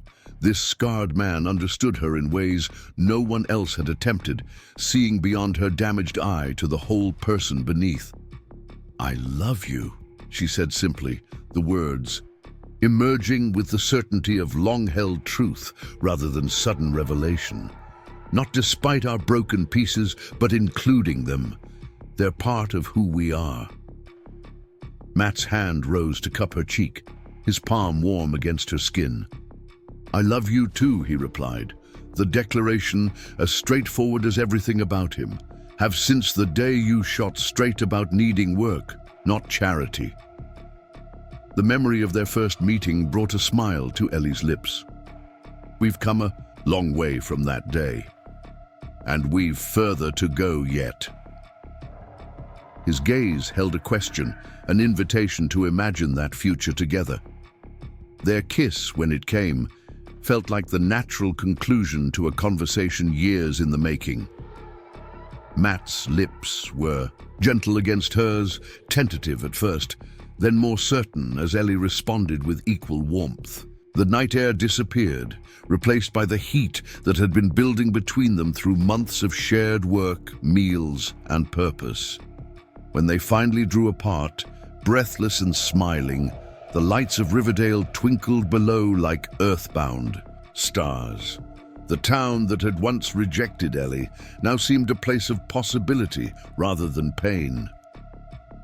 "We should return to Pine Ridge," Matt murmured, helping her to her feet. "It's getting colder." The journey home passed in comfortable silence, each lost in private thoughts, yet acutely aware of the other's presence. The connection between them had always existed in the spaces between words, in shared glances, brushed fingers, anticipated needs. Now it had found voice, but its essence remained the same. Two people who recognized in each other not what was missing, but what remained undefeated. Pine Ridge welcomed them with familiar shadows, the main house dark, except for the porch lamp. Matt always left burning when they ventured to town. He helped Ellie down from the wagon, but instead of bidding her goodnight as usual, he held her hand a moment longer. "Stay," he said simply, "not in Abigail's cabin tonight, here with me." The invitation carried no demands, only the offer of continued closeness. Ellie felt a flutter of anticipation mingled with certainty. "Yes," she answered, following him up the porch steps. Inside, Matt lit the lamps and stoked the banked fire in the hearth. The main room welcomed them with familiar comfort. Books lining the walls, the scarred table where they shared meals, the rocking chair where Matt sometimes read aloud in the evenings while Ellie worked on mending or remedy preparations. "Would you like tea?" he asked, ever considerate despite the charged atmosphere between them. Ellie shook her head, removing her coat and hanging it beside his on the wooden pegs by the door. This domestic gesture, so small yet so intimate, underscored the naturalness of their progression from colleagues to companions to something more profound. "Tell me what you're thinking," she prompted, settling onto the sofa near the fire. Matt joined her, his weight causing the cushions to dip slightly, bringing her closer to his side. "That I never expected this," he admitted. "After the war, I thought solitude was all I had left. All I deserved, maybe. And now?" "Now I'm thinking about tomorrow," he replied, surprising her with his answer. "About the herbs that need harvesting, before the first snow, about Catherine Walsh's offer, about whether we should expand the garden come spring." He took her hand, interlacing their fingers. "I'm thinking about a future that includes more than survival." The simple admission touched Ellie deeply. This was the true miracle between them. Not just healing from past wounds, but daring to build something new from the remnants. "I've been afraid to want things," she confessed. "After losing so much, it seemed safer to expect nothing." "And now?" He echoed her earlier question. "Now I find myself wanting everything." She leaned into him, resting her head against his shoulder. "A life here, purpose, you." Matt's arm encircled her, drawing her closer. "You have me," he assured her, "for as long as you want." "That might be a very long time," she warned, looking up at him with a smile that held promise rather than reservation. "I'm counting on it." His kiss was tender, a seal on unspoken vows. Later, as embers glowed in the hearth and night deepened around Pine Ridge, Ellie lay beside Matt in his bed, her head pillowed on his chest. Their newfound intimacy felt both revolutionary and inevitable, the natural culmination of months spent building trust through small, consistent actions. "What happens now?" she asked drowsily, listening to the steady rhythm of his heartbeat. Matt's fingers traced lazy patterns along her spine. "Whatever we decide," he replied. "That's the beauty of it." The simplicity of his answer encompassed everything she needed to know. For the first time in her life, Ellie felt fully accepted. Her past acknowledged but not defining her, her future unwritten but full of possibility, her present valued for exactly what it was. Outside, the first snowflakes of the season began to fall, dancing in the moonlight before settling silently on Pine Ridge. Winter approached, but within the cabin, warmth and certainty flourished. Morning arrived with brilliant clarity, sunlight, reflecting off fresh snow to create a dazzling brightness. Ellie woke to the smell of coffee and wood smoke, the space beside her empty but still warm. She dressed unhurriedly, borrowing one of Matt's shirts to supplement her clothing from the previous day. Downstairs, she found him at the stove, preparing a simple breakfast of cornbread and bacon. He turned at her approach, his expression softening into a smile that contained equal parts tenderness and desire. "Good morning," he greeted her, opening his arm in invitation. Ellie stepped into his embrace, marveling at how natural it felt to be held by him, to belong in this space they now shared. "Good morning yourself," she replied, stretching up to kiss him lightly. They ate breakfast by the window, watching sunlight transform the snow-covered landscape into a sea of diamonds. Plans for the day emerged organically, herbs to harvest. Before they were buried under deeper snow, preparations for winter storage, decisions about Catherine Walsh's proposition. "I'm inclined to accept her offer," Ellie said, warming her hands around her coffee cup. "At least the part about providing medical care to the miners. It would expand my practice beyond what's possible now." Matt nodded thoughtfully. "She seems the sort to deal fairly, unlike her cousin. And Riverdale could use the economic boost." He hesitated. "Would you want to move into town? Be closer to the mine operation?" The question contained no judgment, only practical consideration, but Ellie sensed the vulnerability beneath it. "No," she said firmly. "Pine Ridge is home. I'd make the journey as needed, just as I do now for my regular patients." Relief flickered across his face, quickly replaced by his usual calm. "Then I support your decision completely." A comfortable silence settled between them as they finished breakfast. This was the gift they'd given each other: space to grow individually while remaining connected, independence without isolation. Ellie had never experienced such freedom within closeness before, and its value struck her anew each time Matt encouraged her choices without attempting to direct them. As they cleared the table together, working in easy tandem, a sound from outside caught their attention, approaching hoofbeats, multiple riders by the sound of it. Matt moved to the window, body tensing with the wariness that never fully left him. "3 riders," he reported, reaching for his rifle out of habit. "Sheriff Porter and Howard Paxton." "Paxton?" Ellie joined him at the window, spotting the familiar figures approaching through the snow. "Who's the third?" "Looks like Catherine Walsh." Matt's expression grew puzzled. Unusual escort for a morning social call. They met their visitors on the porch, Matt's rifle present but not raised. Sheriff Porter dismounted first, his expression grave beneath his frost-rimmed hat. "Morning, Hayes, Miss Wilson." The sheriff nodded respectfully. "Sorry to intrude, but we've got a situation that concerns you both." Catherine Walsh swung down from her horse with surprising grace for an Eastern lady, her riding habit practical, despite its obvious quality. "I insisted on coming," she explained, casting a cool glance toward her cousin, "to ensure fairness." Howard Paxton remained mounted, looking distinctly uncomfortable.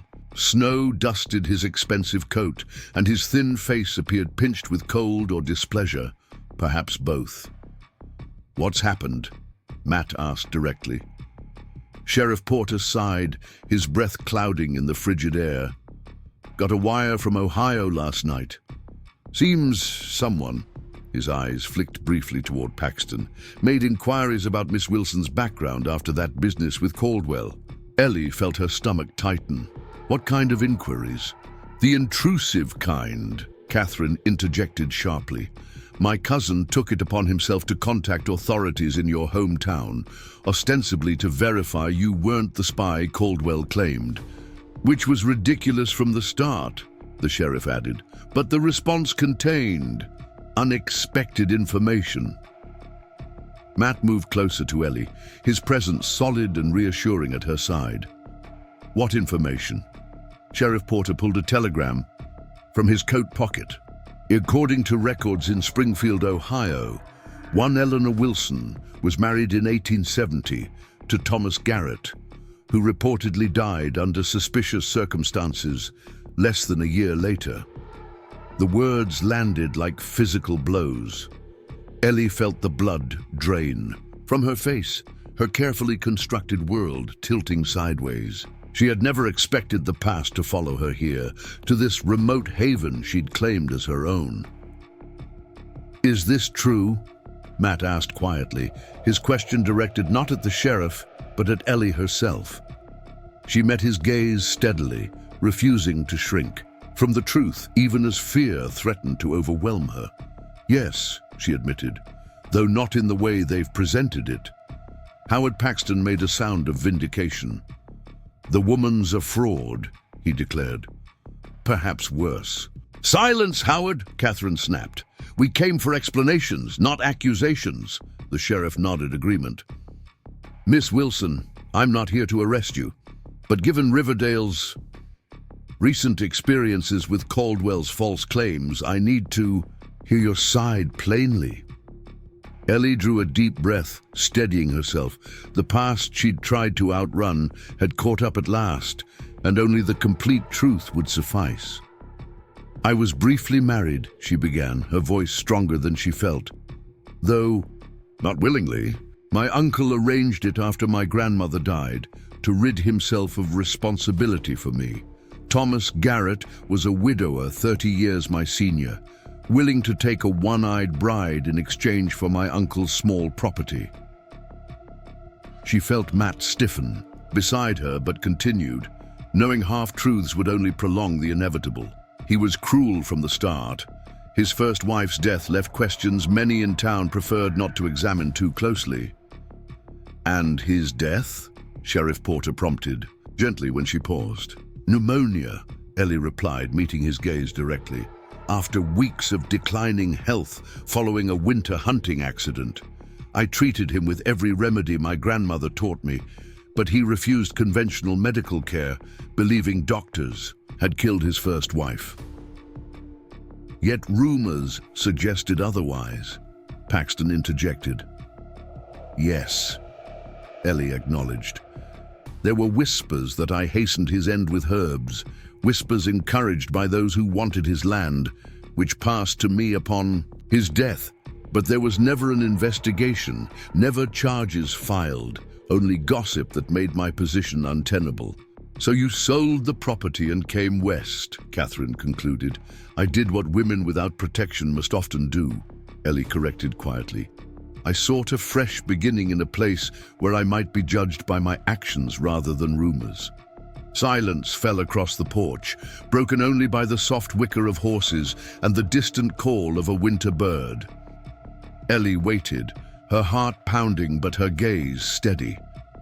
Whatever came now, judgment, rejection, worse, she would face it with the dignity she had fought so hard to maintain. Matt was the first to speak, his voice level despite the tension evident in his stance. "Sheriff, is there an active warrant for Miss Wilson's arrest from Ohio authorities?" Porter shook his head. "No.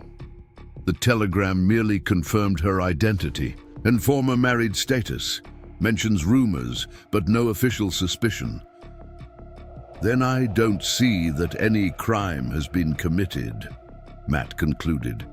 "Unless concealing a painful past is now illegal in Montana territory. It's a matter of public trust," Paxton argued. "This woman treats half the town with her concoctions. People have a right to know." "To know what, Howard?" Catherine interrupted sharply.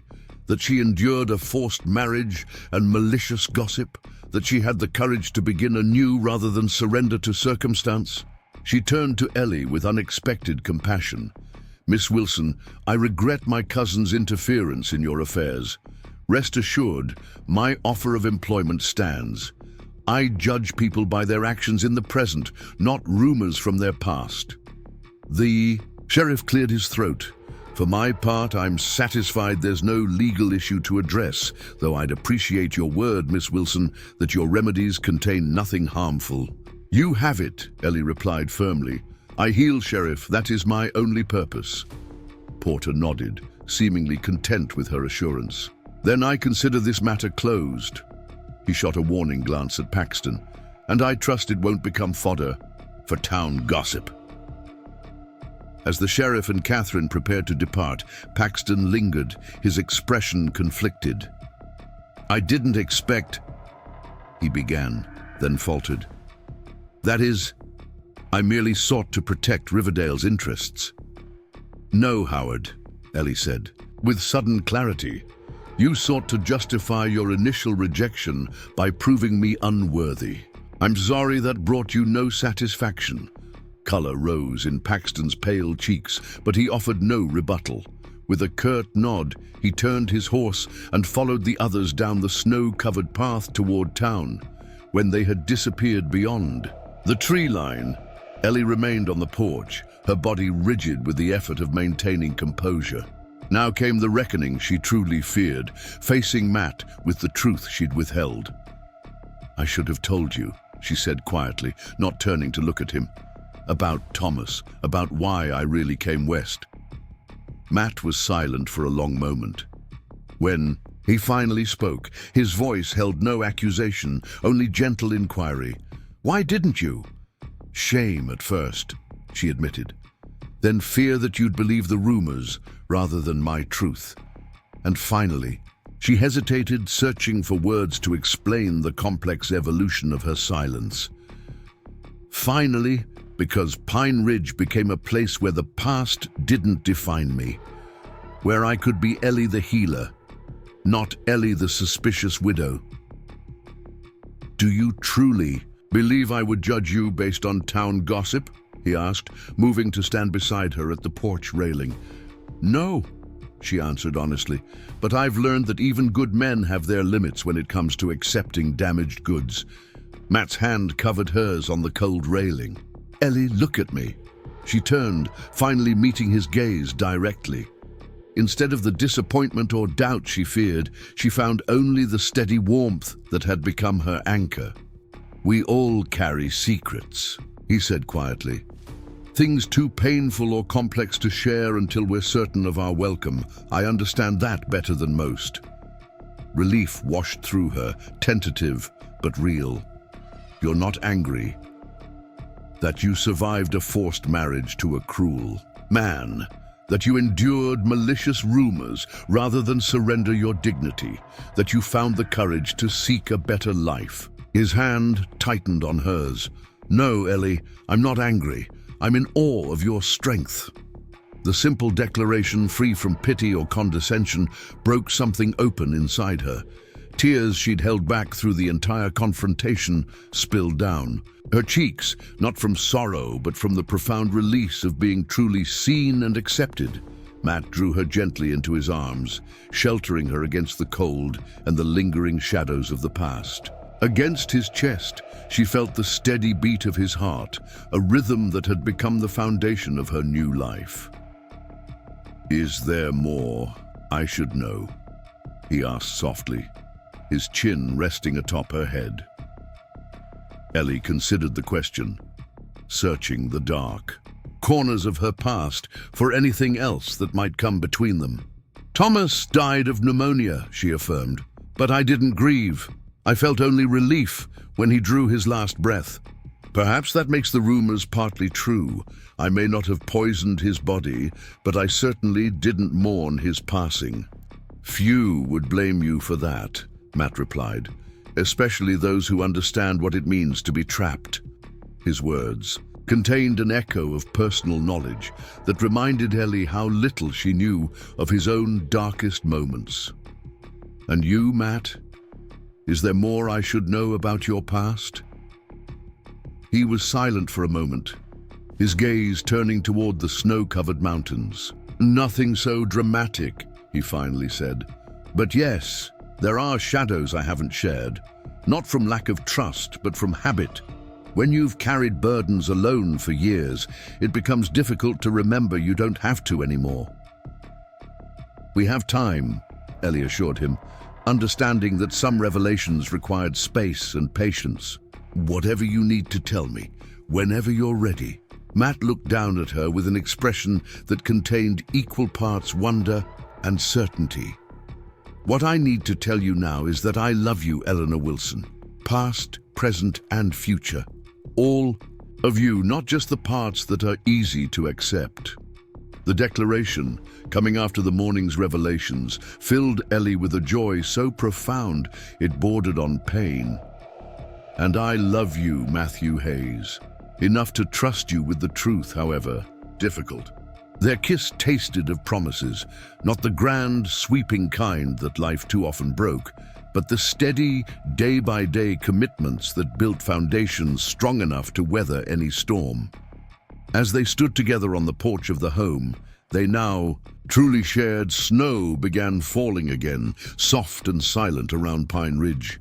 The past had found them, as it inevitably would. But instead of destroying what they'd built, it had only confirmed what they already knew, that their strength lay not in perfection, but in acceptance, not in flawlessness, but in understanding, not in hiding wounds, but in healing together. Winter settled over Pine Ridge with uncompromising authority, draping the mountains in heavy snow and painting the pines with frost. The world contracted to essential journeys, weekly trips to Riverdale for supplies and Ellie's healing work, occasional visits to outlying homesteads where illness or injury required immediate attention. Between these necessary ventures, Matt and Ellie found themselves enclosed in a private universe of shared routines and deepening intimacy. December brought holiday preparations to their isolated home. Ellie fashioned wreaths from pine boughs and berries, while Matt carved small wooden figures as gifts for the children of Riverdale. In the evenings, they read aloud by lamplight, poetry, adventure tales, and occasionally passages from the botanical encyclopedia that had arrived just before the first heavy snows.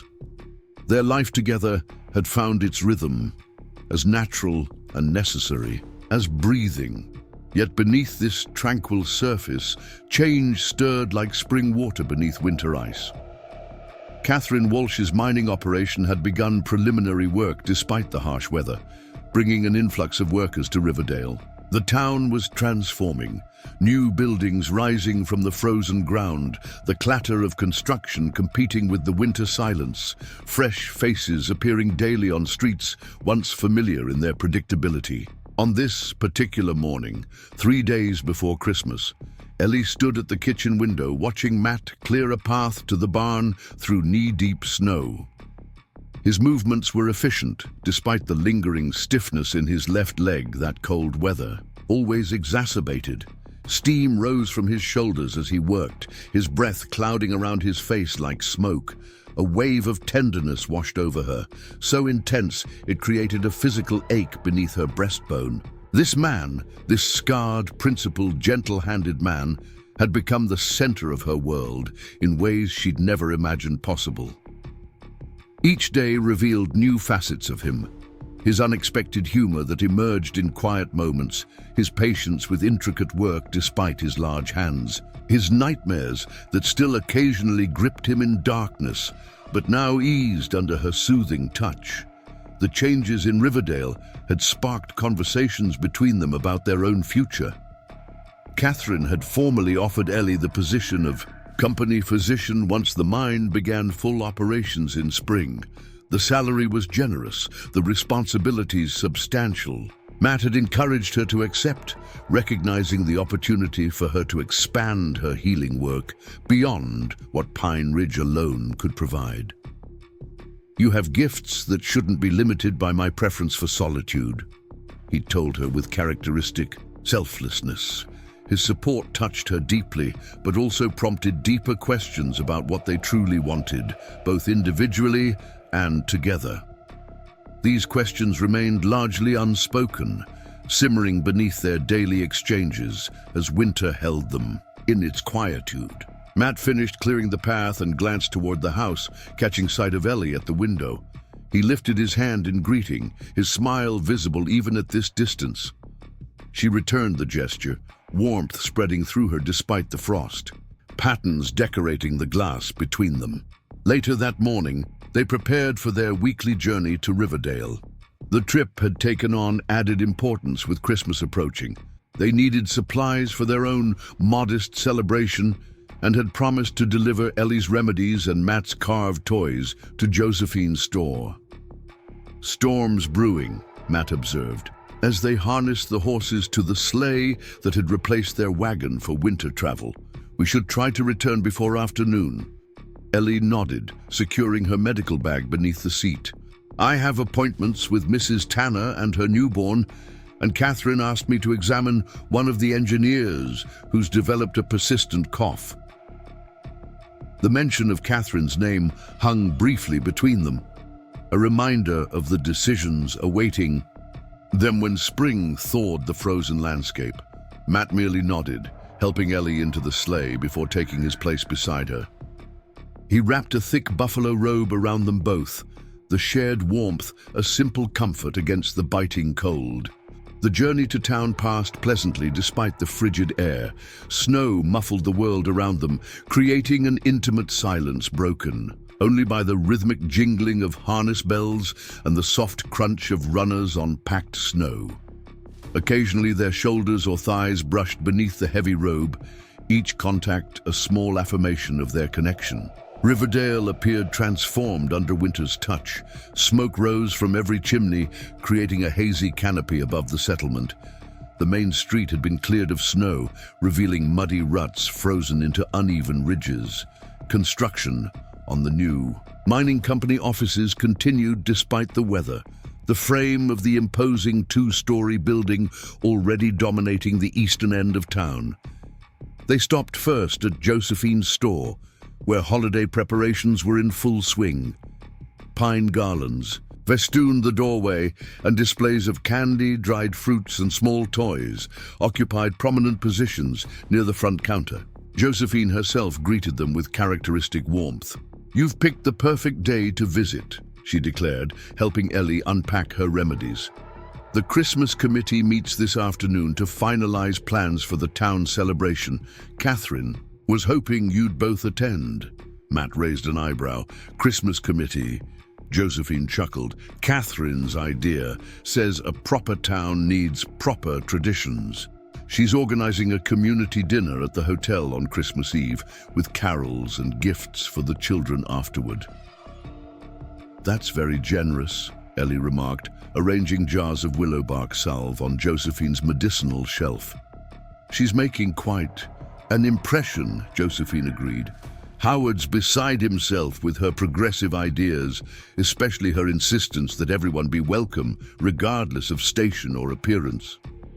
She gave Ellie a meaningful glance. "Your influence, I suspect." Before Ellie could respond, the store door opened with a gust of cold air. Catherine Walsh entered in a swirl of snow and expensive wool, her cheeks flushed with cold and excitement. "Perfect timing!" she exclaimed upon seeing Matt and Ellie.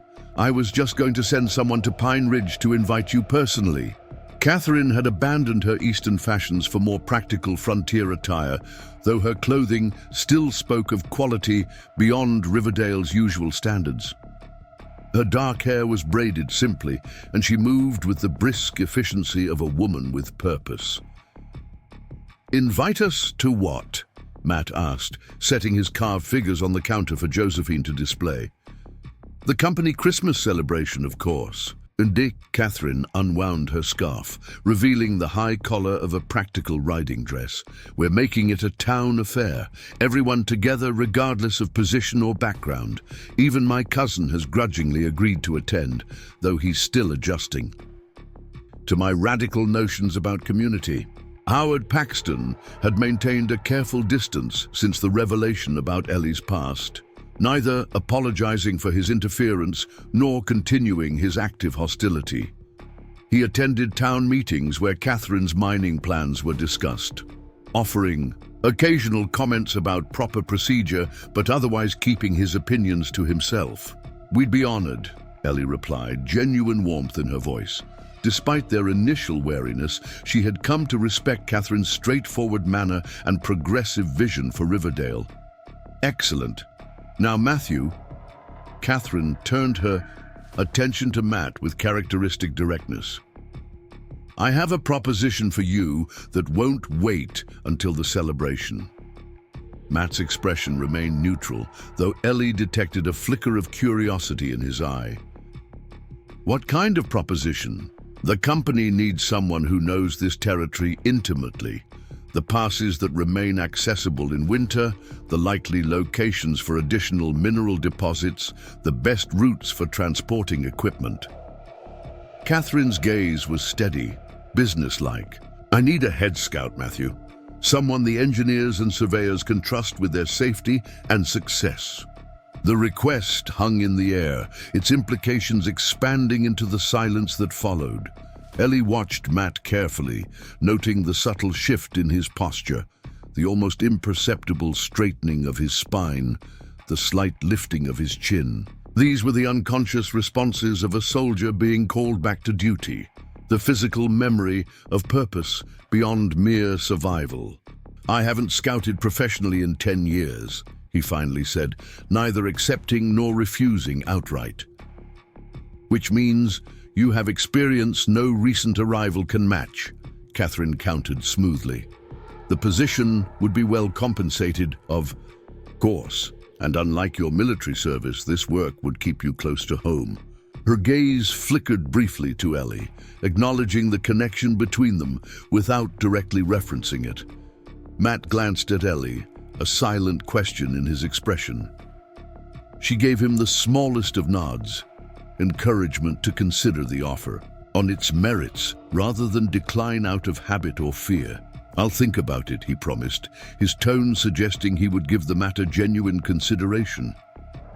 Catherine smiled, satisfied with this initial response. That's all I ask for now. We can discuss details after you've had time to reflect. She turned to include Ellie in the conversation. Now, about your medical position. The company infirmary will be completed by March. I've ordered supplies from Denver, including modern surgical instruments and pharmaceutical compounds to complement your herbal remedies. The remainder of their visit passed in discussions of preparations for both the Christmas celebration and the mining operation's spring launch. Throughout, Ellie observed the subtle changes in Matt's demeanor, a new alertness, a considering quality to his silences. Catherine's offer had awakened something in him, a part of his identity that Pine Ridge's isolation had allowed to slumber. When they departed an hour later, snow had begun falling again, large flakes swirling in the strengthening wind.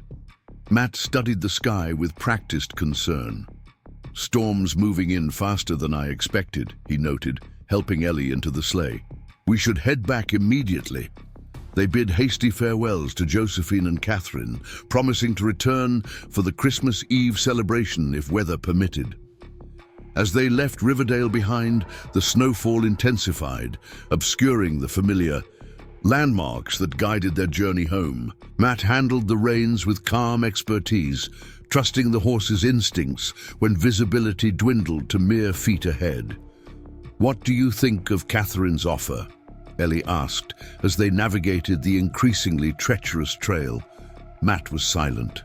For a moment, his attention divided between her question and the challenging conditions. It's unexpected, he finally replied, but not unwelcome. You miss it, she observed gently. The purpose, the utility of your skills. A smile touched his lips, appreciative of her perception. Perhaps I do, though what I did during the war and what Catherine proposes are very different. Both require seeing what others miss, Ellie pointed out. Understanding terrain, anticipating danger, protecting those who lack your knowledge. Yes, he acknowledged, but without the constant threat of bullets or betrayal. The snowfall thickened around them, transforming the familiar trail into an alien landscape of white undulations. The horses slowed, reluctant to push forward against the strengthening wind. Matt's grip on the reins tightened, his entire body alert to the increasing precariousness of their situation. "We should seek shelter," he decided abruptly. Pine Ridge is still 4 miles ahead, and visibility is failing rapidly. Ellie scanned the whiteout conditions, trying to discern their location through the curtain of snow. "Where? I can barely see the trail, let alone any shelter." "There's a line. Shack about 1/2 mile east," Matt replied, already guiding the horses off their usual path. "Used by ranchers moving cattle through this valley in summer. Basic, but solid enough to wait out the worst of this storm." The decision made, he turned the sleigh toward what appeared to Ellie as simply another expanse of unbroken white. She trusted his judgment implicitly, knowing his years in these mountains had inscribed the landscape on his memory in ways that transcended ordinary vision. Time seemed to stretch as they pushed through deepening snow, the world reduced to the sound of laboring horses, the sting of ice crystals against exposed skin, and the solid presence of Matt beside her. When the dark outline of a small structure finally emerged from the whirling whiteness, Ellie felt a surge of relief so profound it bordered on euphoria. The line shack proved to be a single-room cabin with a small covered area for horses attached to one side. Matt worked quickly to unhitch the team and lead them into the crude shelter, while Ellie gathered their supplies from the sleigh. By the time she pushed through the cabin's stiff door, her fingers were numb despite her heavy gloves. Inside, the shack was bare but sound. A stone fireplace dominated one wall, a rough-hewn table with 2 chairs occupied the center, and a narrow bunk covered with a dusty blanket stood against the far wall. A small window, now obscured by drifting snow, provided the only natural light. Matt followed her inside, carrying an armload of firewood from the stack he'd discovered beneath the horse shelter. "Not exactly the homecoming I planned," he remarked, with dry humor as he knelt to build a fire, "but significantly better than freezing to death in a Montana blizzard," Ellie countered, unpacking the food they'd brought for their midday meal in town. "How long do you think we'll need to wait?" Matt coaxed flames from kindling, his movements practiced and efficient. "Hard to say. These early winter storms can blow themselves out in hours or settle in for days." He glanced up at her, noting the barely concealed worry in her expression. "The horses are sheltered. We have food and fire, and Josephine knows we were heading home. We're safe, Ellie." His calm assurance steadied her as it always did. Throughout their relationship, this had been his gift to her, not protection from life's uncertainties, but partnership in facing them without unnecessary fear. As the fire grew, warmth gradually reclaimed the small space. Ellie arranged their provisions on the table: bread, cheese, dried apples, and a small flask of coffee. It wasn't the Christmas feast they'd planned to prepare at Pine Ridge, but it would sustain them until the storm passed. Outside, the wind howled around the cabin's corners, finding every crack and seam. Snow continued to fall with relentless determination, transforming day into a strange half-light that blurred the boundaries between afternoon and evening. Within their shelter, time seemed to suspend its ordinary progression, creating a pocket of stillness amid nature's fury. They ate in comfortable silence, the familiar ritual of shared meals transcending their rustic surroundings. Afterward, Matt checked on the horses while Ellie took inventory of the cabin's sparse contents, finding a few candles in a shelf above the fireplace, a dented kettle hanging from a hook, and an old wool blanket folded beneath the bunk. "Decidedly more primitive than Pine Ridge," she observed when Matt returned, stamping snow from his boots, "but surprisingly cozy with the fire going." He smiled, removing his coat and hanging it near the flames to dry. "Cattle drivers don't require much luxury, just shelter from the elements and a place to cook beans." The casual mention of his previous life, for Matt had worked briefly as a cattle driver after the war before settling at Pine Ridge, reminded Ellie of Catherine's proposition. In the intimacy of their unexpected shelter, it seemed natural to return to their interrupted conversation. "Will you accept Catherine's offer?" she asked simply. Matt settled into one of the chairs, stretching his left leg toward the fire to ease the cold-induced stiffness. "I'm considering it," he admitted. "There's practical wisdom in diversifying our income, especially with you taking the medical position." "That's a rather business-like assessment," Ellie noted, hearing what remained unsaid beneath his practical reasoning. A smile tugged at the corner of his mouth, acknowledging her perception. "The truth?"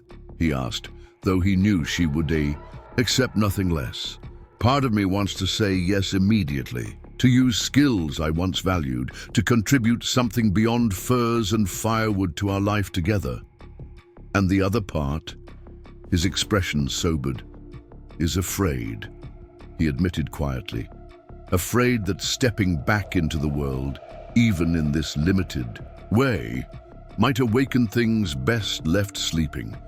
The war changed me, Ellie, made me someone I didn't always recognize or like." The rare vulnerability in his confession touched her deeply. Matt seldom spoke of his wartime experiences, though she had glimpsed their shadows in his occasional nightmares and instinctive reactions to sudden movements or sounds. "Tell me," she encouraged gently, moving to sit beside him. "Help me understand what you fear." Matt stared into the fire, silent for so long, Ellie wondered if he would answer at all. When he finally spoke, his voice was low, almost detached, as if recounting someone else's history. "I was good at what I did during the war. Too good, perhaps. I could move unseen through enemy territory, gathering intelligence that later translated into Union victories and Confederate casualties." His hand clenched slightly on the armrest. "I told myself it was necessary, honorable even. Every report I delivered potentially saved Union lives." "That sounds like service, not something to regret," Ellie observed carefully. "Service becomes something else when you start to find satisfaction in the enemy's losses," he replied, a hardness entering his voice. "When you begin calculating the likely deaths your information will cause with the same detachment you'd use to measure powder for a hunting rifle." Ellie remained silent, understanding he needed to release these memories without interruption or judgment. "After Gettysburg, after I lost my eye, they sent me behind Confederate lines again as soon as I could ride. Said my injury made me less suspicious, more likely to be viewed as harmless." A bitter smile touched his lips. "I was angry then, in pain, half blind, grieving for my brother and comrades. That anger made me reckless, but also more effective. I took risks no rational man would consider. Like intercepting Caldwell's shipment," Ellie suggested. Matt nodded. "That was near the end. I'd received intelligence about a major supply route being used to transport medical goods and weapons to Lee's army. Caldwell was the civilian contractor managing the operation, a businessman profiting from both sides while claiming neutrality." The fire cracked and settled, sending sparks up the chimney. Outside, the storm continued unabated, snow building against the cabin's walls, wind searching for entry through every seam. "I led a small unit to intercept the shipment," Matt continued. "We were outnumbered, but had surprise on our side. The engagement was brief but brutal. When it ended, Caldwell's men were dead or captured, his cargo seized and his reputation destroyed." "You were following orders," Ellie reminded him gently. "Fulfilling your duty as a soldier." "Yes," he acknowledged. But there's the part I've never told anyone, not even Abigail." His eye met hers, unflinching despite the pain evident in its depths. "I enjoyed it, Ellie. Not the killing, never that, but the victory, the sense of power that came from outsmarting the enemy, from using their assumptions against them." Understanding dawned. And that's what you fear Catherine's offer might reawaken. Not the violence, but the satisfaction of strategy. The purpose that comes from being exceptionally good at something others cannot do. Is it wrong to fear becoming fully alive again? He asked quietly. To worry that the man who thrived during war might not belong in the peace we've built at Pine Ridge? The question contained such honest vulnerability that Ellie felt her throat tighten with emotion. This scarred, honorable man who had accepted every broken piece of her past now offered his own fractured history for her consideration, trusting her with fears he'd carried alone for years. Matt, she began, choosing her words with care.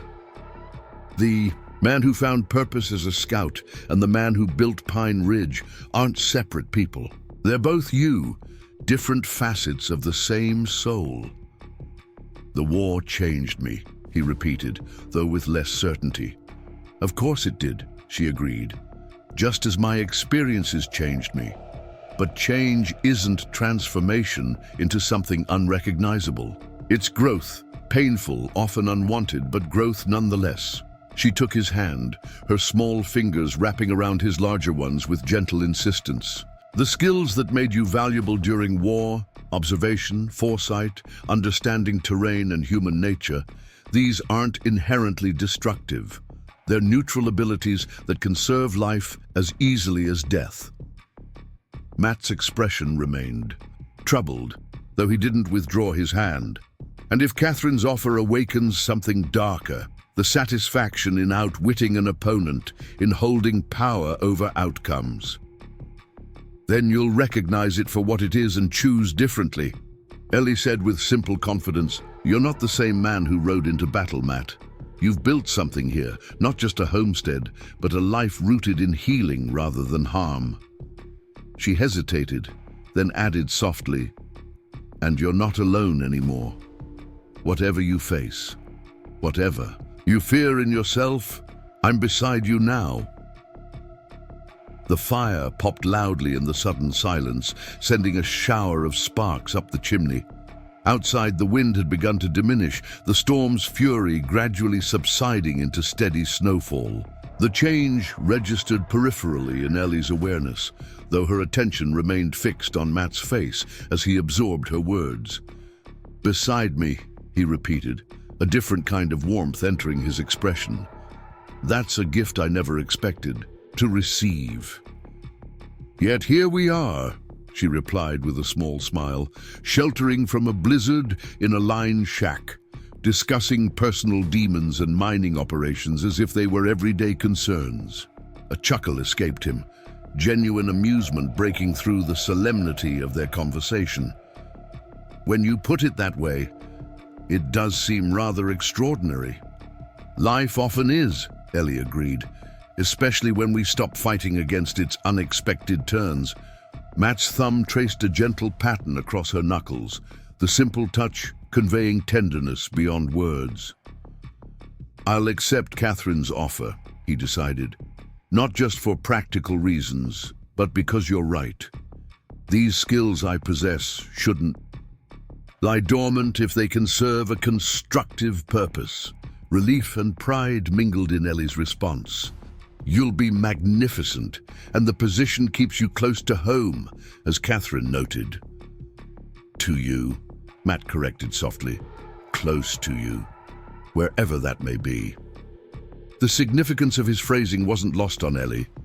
They had been circling this conversation for weeks, the question of what Pine Ridge meant to them individually and as a couple, whether Ellie's growing medical practice and Matt's potential new role might require adjustments to their arrangement. Matt, she began carefully, are you concerned about changes to our life together? With the mining operation expanding and both of us potentially working with the company. Not concerned, he interrupted gently, but aware that decisions are approaching. Your skills are needed in Riverdale, especially once the mine is fully operational. The journey from Pine Ridge is challenging in good weather, nearly impossible in conditions like today's. The practical assessment hung between them, its implications expanding into their silence. Ellie understood what remained unspoken, that their current arrangement, while deeply satisfying on a personal level, might prove increasingly impractical as their professional responsibilities grew. "Are you suggesting we consider moving to town?" she asked directly. Matt shook his head. "I'm suggesting we consider all possibilities with open minds. Pine Ridge has been my sanctuary for years, but its value comes not from the land itself, but from the peace I've found there." His gaze held hers steadily. "A peace I now carry with me, wherever you are." The simple declaration, delivered without flourish or qualification, settled into Ellie's heart like a stone into still water, creating ripples of understanding that expanded outward. This was what love meant between them, not desperate clinging to familiar patterns, but mutual support through necessary change. "We don't need to decide tonight," she said, moved by his willingness to consider options that might have been unthinkable before her arrival at Pine Ridge. "But I'm grateful to know your thoughts." Matt's expression softened into a smile that transformed his entire face, easing the lines of experience around his eye and mouth. "We have time," he agreed. "And more importantly, we have trust." The fire crackled companionably, its warmth wrapping around them like a physical embrace. Outside, the storm had gentled to steady snowfall that blanketed the landscape in clean stillness. They would not return to Pine Ridge tonight. The trails remained impassable until morning at least, but their unexpected shelter had provided more than mere protection from the elements. In this bare-walled shack, with only fire and each other, for comfort, they had exchanged truths that might have remained unspoken in more familiar surroundings. Matt had revealed fears carried silently for years.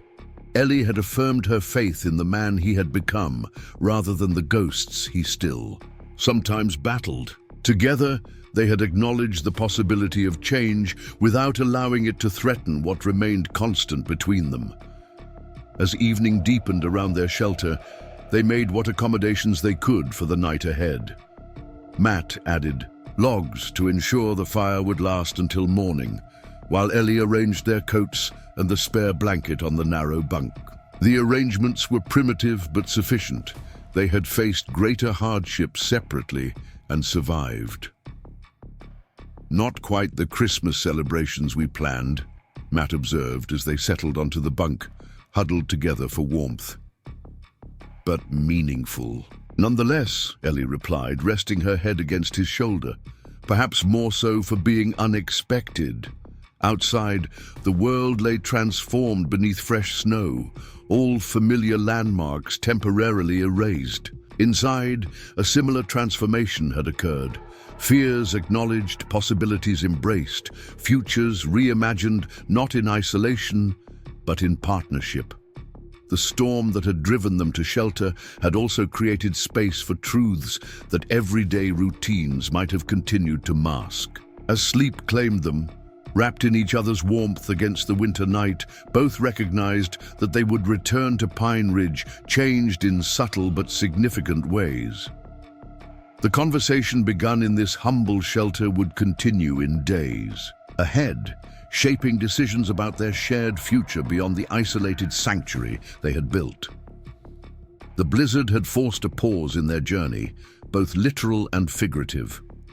When morning came, they would resume their path, but with clearer understanding of both the terrain ahead and their reasons for traveling it together. The morning after the blizzard dawned clear and brilliant, sunlight transforming the fresh snow into a dazzling landscape of pristine white. Matt and Ellie emerged from the line shack to find their world transformed, familiar features buried beneath smooth drifts. Trees adorned with crystal mantles that scattered rainbow prisms when touched by light. "It's beautiful," Ellie breathed, her words forming clouds in the frigid air. Matt nodded, his gaze taking in the altered terrain with the practiced assessment of a scout. "Trail will be challenging but passable. We should reach Pine Ridge by midday if we start now." They worked together to prepare for departure, feeding and harnessing the horses, gathering their supplies, ensuring the fire was completely extinguished. Their movements held the easy coordination of people who had learned each other's rhythms, anticipating needs before they were spoken. The journey home proved slower than Matt's estimate, requiring careful navigation through deep drifts and around snow-laden branches that bent low across the trail. Yet there was no urgency in their progress, no anxiety about the delays. The unexpected night in the line shack had created a pocket of honesty between them, a space where future possibilities had been examined without fear. Pine Ridge welcomed them with smoke curling from the main house chimney. Josephine had sent her son, Timothy, to check on the property after the storm, and he had thoughtfully lit fires to warm the buildings before their return. The familiar sight of their home emerging from the snowy landscape filled Ellie with profound gratitude. Whatever decisions lay ahead, this place would always represent the beginning of their journey together. Christmas arrived 3 days later, bringing a brief respite from winter's harshness. As promised, they traveled to Riverdale for Catherine's community celebration, joining townsfolk and mine workers in the hotel dining room, which had been transformed with evergreen boughs, red ribbons, and dozens of candles. Children received small gifts, including Matt's carved animals, which proved especially popular, while adults exchanged modest tokens and shared a feast that represented the best of frontier abundance. Howard Paxton made a brief appearance, nodding stiffly to Ellie and Matt before engaging Catherine in a hushed conversation that ended with his abrupt departure. His absence seemed to lighten the atmosphere rather than diminish it, allowing the celebration to continue with genuine warmth. "He's selling his holdings," Catherine informed them later as they helped distribute slices of Mrs. Peterson's apple pies. "Moving to Denver in the spring. Says Riverdale has become unrecognizable under my influence." "I'm sorry," Ellie offered, though without much conviction. "He is your family after all." Catherine laughed, the sound surprisingly merry. "Howard and I have never agreed on anything except our shared ancestors. His departure will simplify both our lives." She patted Ellie's hand reassuringly. "Sometimes family is who we choose, not who shares our blood." The observation lingered with Ellie as they celebrated their own private Christmas at Pine Ridge the following day. Matt had carved her a set of small wooden boxes for her dried herbs, each lid bearing a delicate rendering of the plant it would contain. She had knitted him a new scarf from soft wool, dyed deep blue to match the missing eye he'd once described as summer sky-colored. These gifts, practical yet personal, created by hand rather than purchased, embodied the relationship they had built, neither extravagant nor sentimental, but attentive to each other's needs and preferences in ways that transcended mere material value. As January yielded to February and February to March, Pine Ridge settled into winter's quietude, while Riverdale pulsed with increasing activity. The mining operation progressed rapidly under Catherine's determined management, with new equipment arriving weekly on freight wagons that fought their way through mountain passes. Matt began his scouting work as weather permitted, guiding survey teams to promising locations and planning access routes for the coming construction season. Ellie divided her time between her established healing practice and preparation for her role as company physician. Catherine had arranged for medical techs to be shipped from Denver, along with instruments and supplies that expanded Ellie's capabilities beyond herbal remedies. Though initially intimidated by the responsibility, Ellie approached her learning with the same quiet determination that had carried her through life's previous challenges. The question of their future living arrangements remained open through these winter months, discussed occasionally but never pressed to resolution. Pine Ridge continued to serve as their sanctuary, the place where they retreated from Riverdale's increasing bustle to find peace in each other's company. Yet both recognized that spring would bring decisions that could no longer be deferred. Those decisions arrived with the first true thaw of April, when melting snow revealed mud and tender green shoots beneath. Matt returned from a week-long scouting expedition with Catherine's lead engineer, his expression thoughtful as he settled beside Ellie at their kitchen table. "Catherine's offered us a proposition," he began without preamble, accepting the coffee she poured with a grateful nod. "The company's building housing for key personnel near the mine. As head scout and company physician, we qualify for one of the larger cabins." Ellie considered this information, noting what remained unspoken. "And Pine Ridge would remain ours," Matt clarified. "We could maintain it as a weekend retreat, perhaps, or—" He hesitated, then continued with careful neutrality. "We could consider other arrangements, such as—" Josephine's son Timothy is nearly 20, looking to establish himself. He's expressed interest in learning trapping and woodcraft. Matt's gaze held hers steadily. He could live here, maintain the property, continue some of the herb gathering, while learning skills that would serve him well.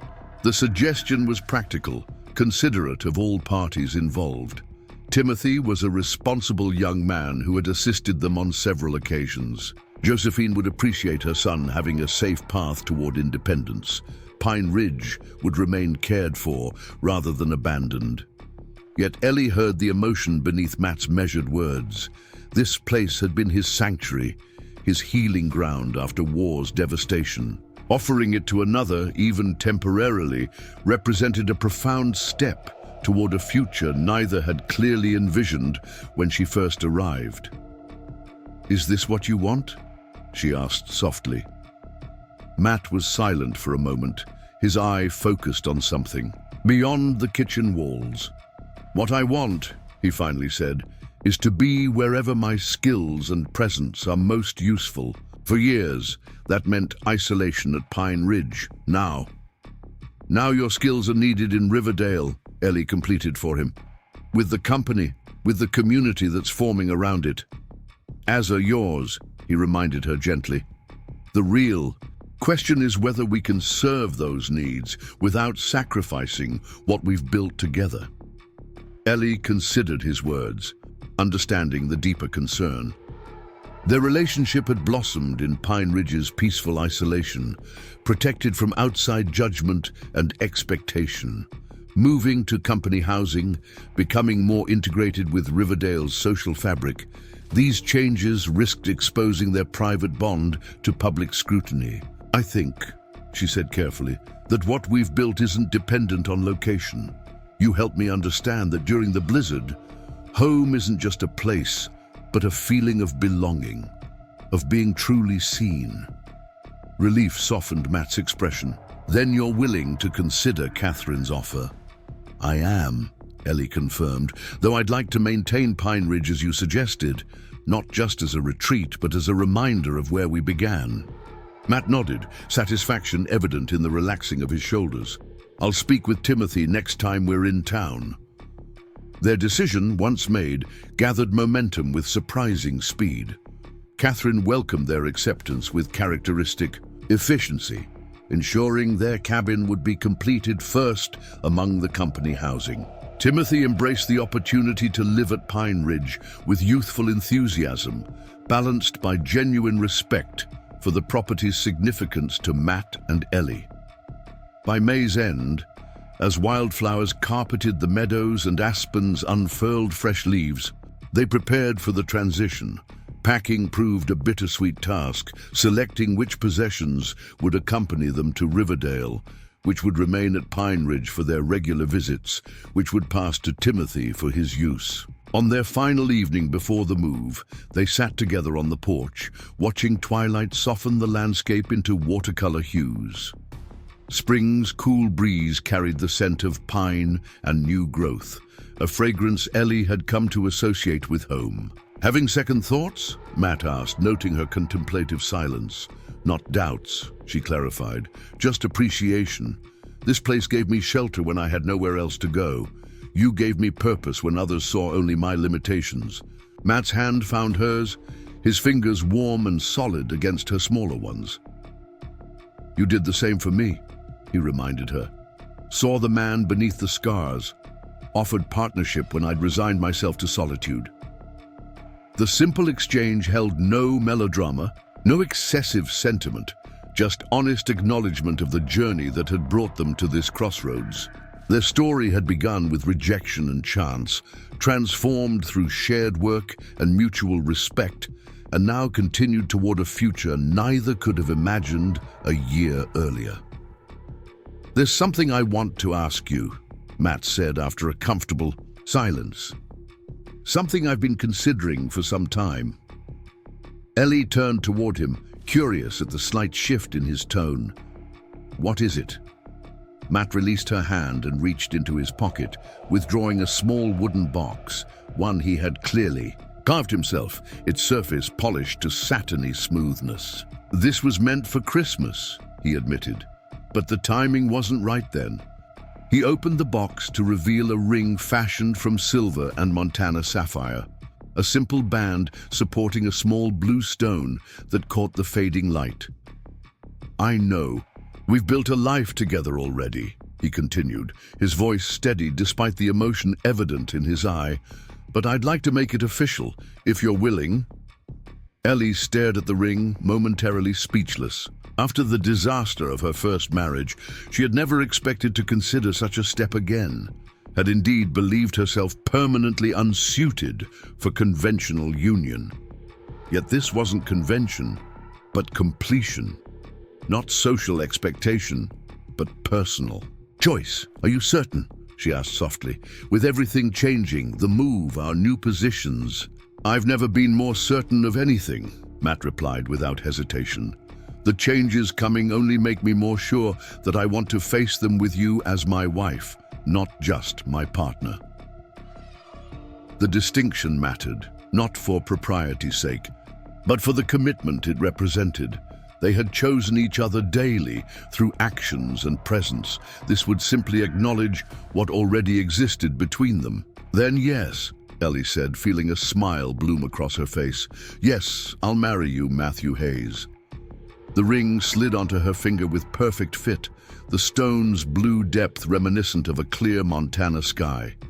Matt's kiss tasted of coffee and promise, familiar yet new in the context of this formal commitment. When they separated, Ellie found herself laughing softly. How shocking for Riverdale, she teased. The one-eyed bride and her one-eyed groom defying convention yet again. Let them talk, Matt replied with uncharacteristic dismissiveness. They've been doing so since you arrived. Might as well give them something worth discussing. Their wedding took place 2 weeks later in Josephine's garden, where early summer roses provided natural decoration.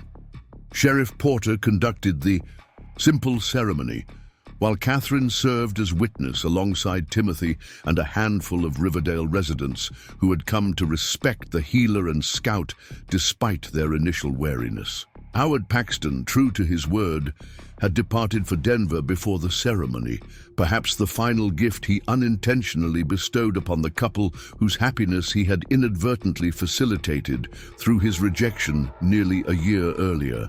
As Ellie and Matt exchanged vows beneath an arbor of climbing roses, neither focused on what they had lost, an eye each, certainly, but also false expectations, limiting beliefs, fear of vulnerability.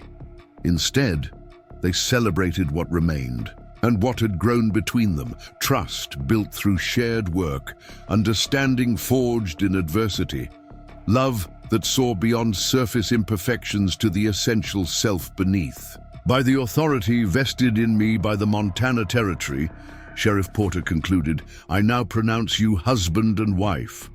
Their kiss sealed promises already demonstrated through months of actions rather than words. When they turned to face their small gathering of witnesses, Ellie felt no self-consciousness about her eye patch, no instinct to angle her face away from curious gazes. Beside her, Matt stood tall despite his lingering limp, his expression one of quiet satisfaction rather than defensive pride. Together, They stepped into their future.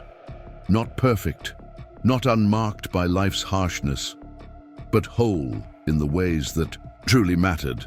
The one-eyed bride and her war-blinded husband had found in each other not completion of missing pieces, but recognition of enduring strength. Up next, you've got two more standout stories right on your screen. If this one hit the mark, you won't want to pass these up. Just click and check them out.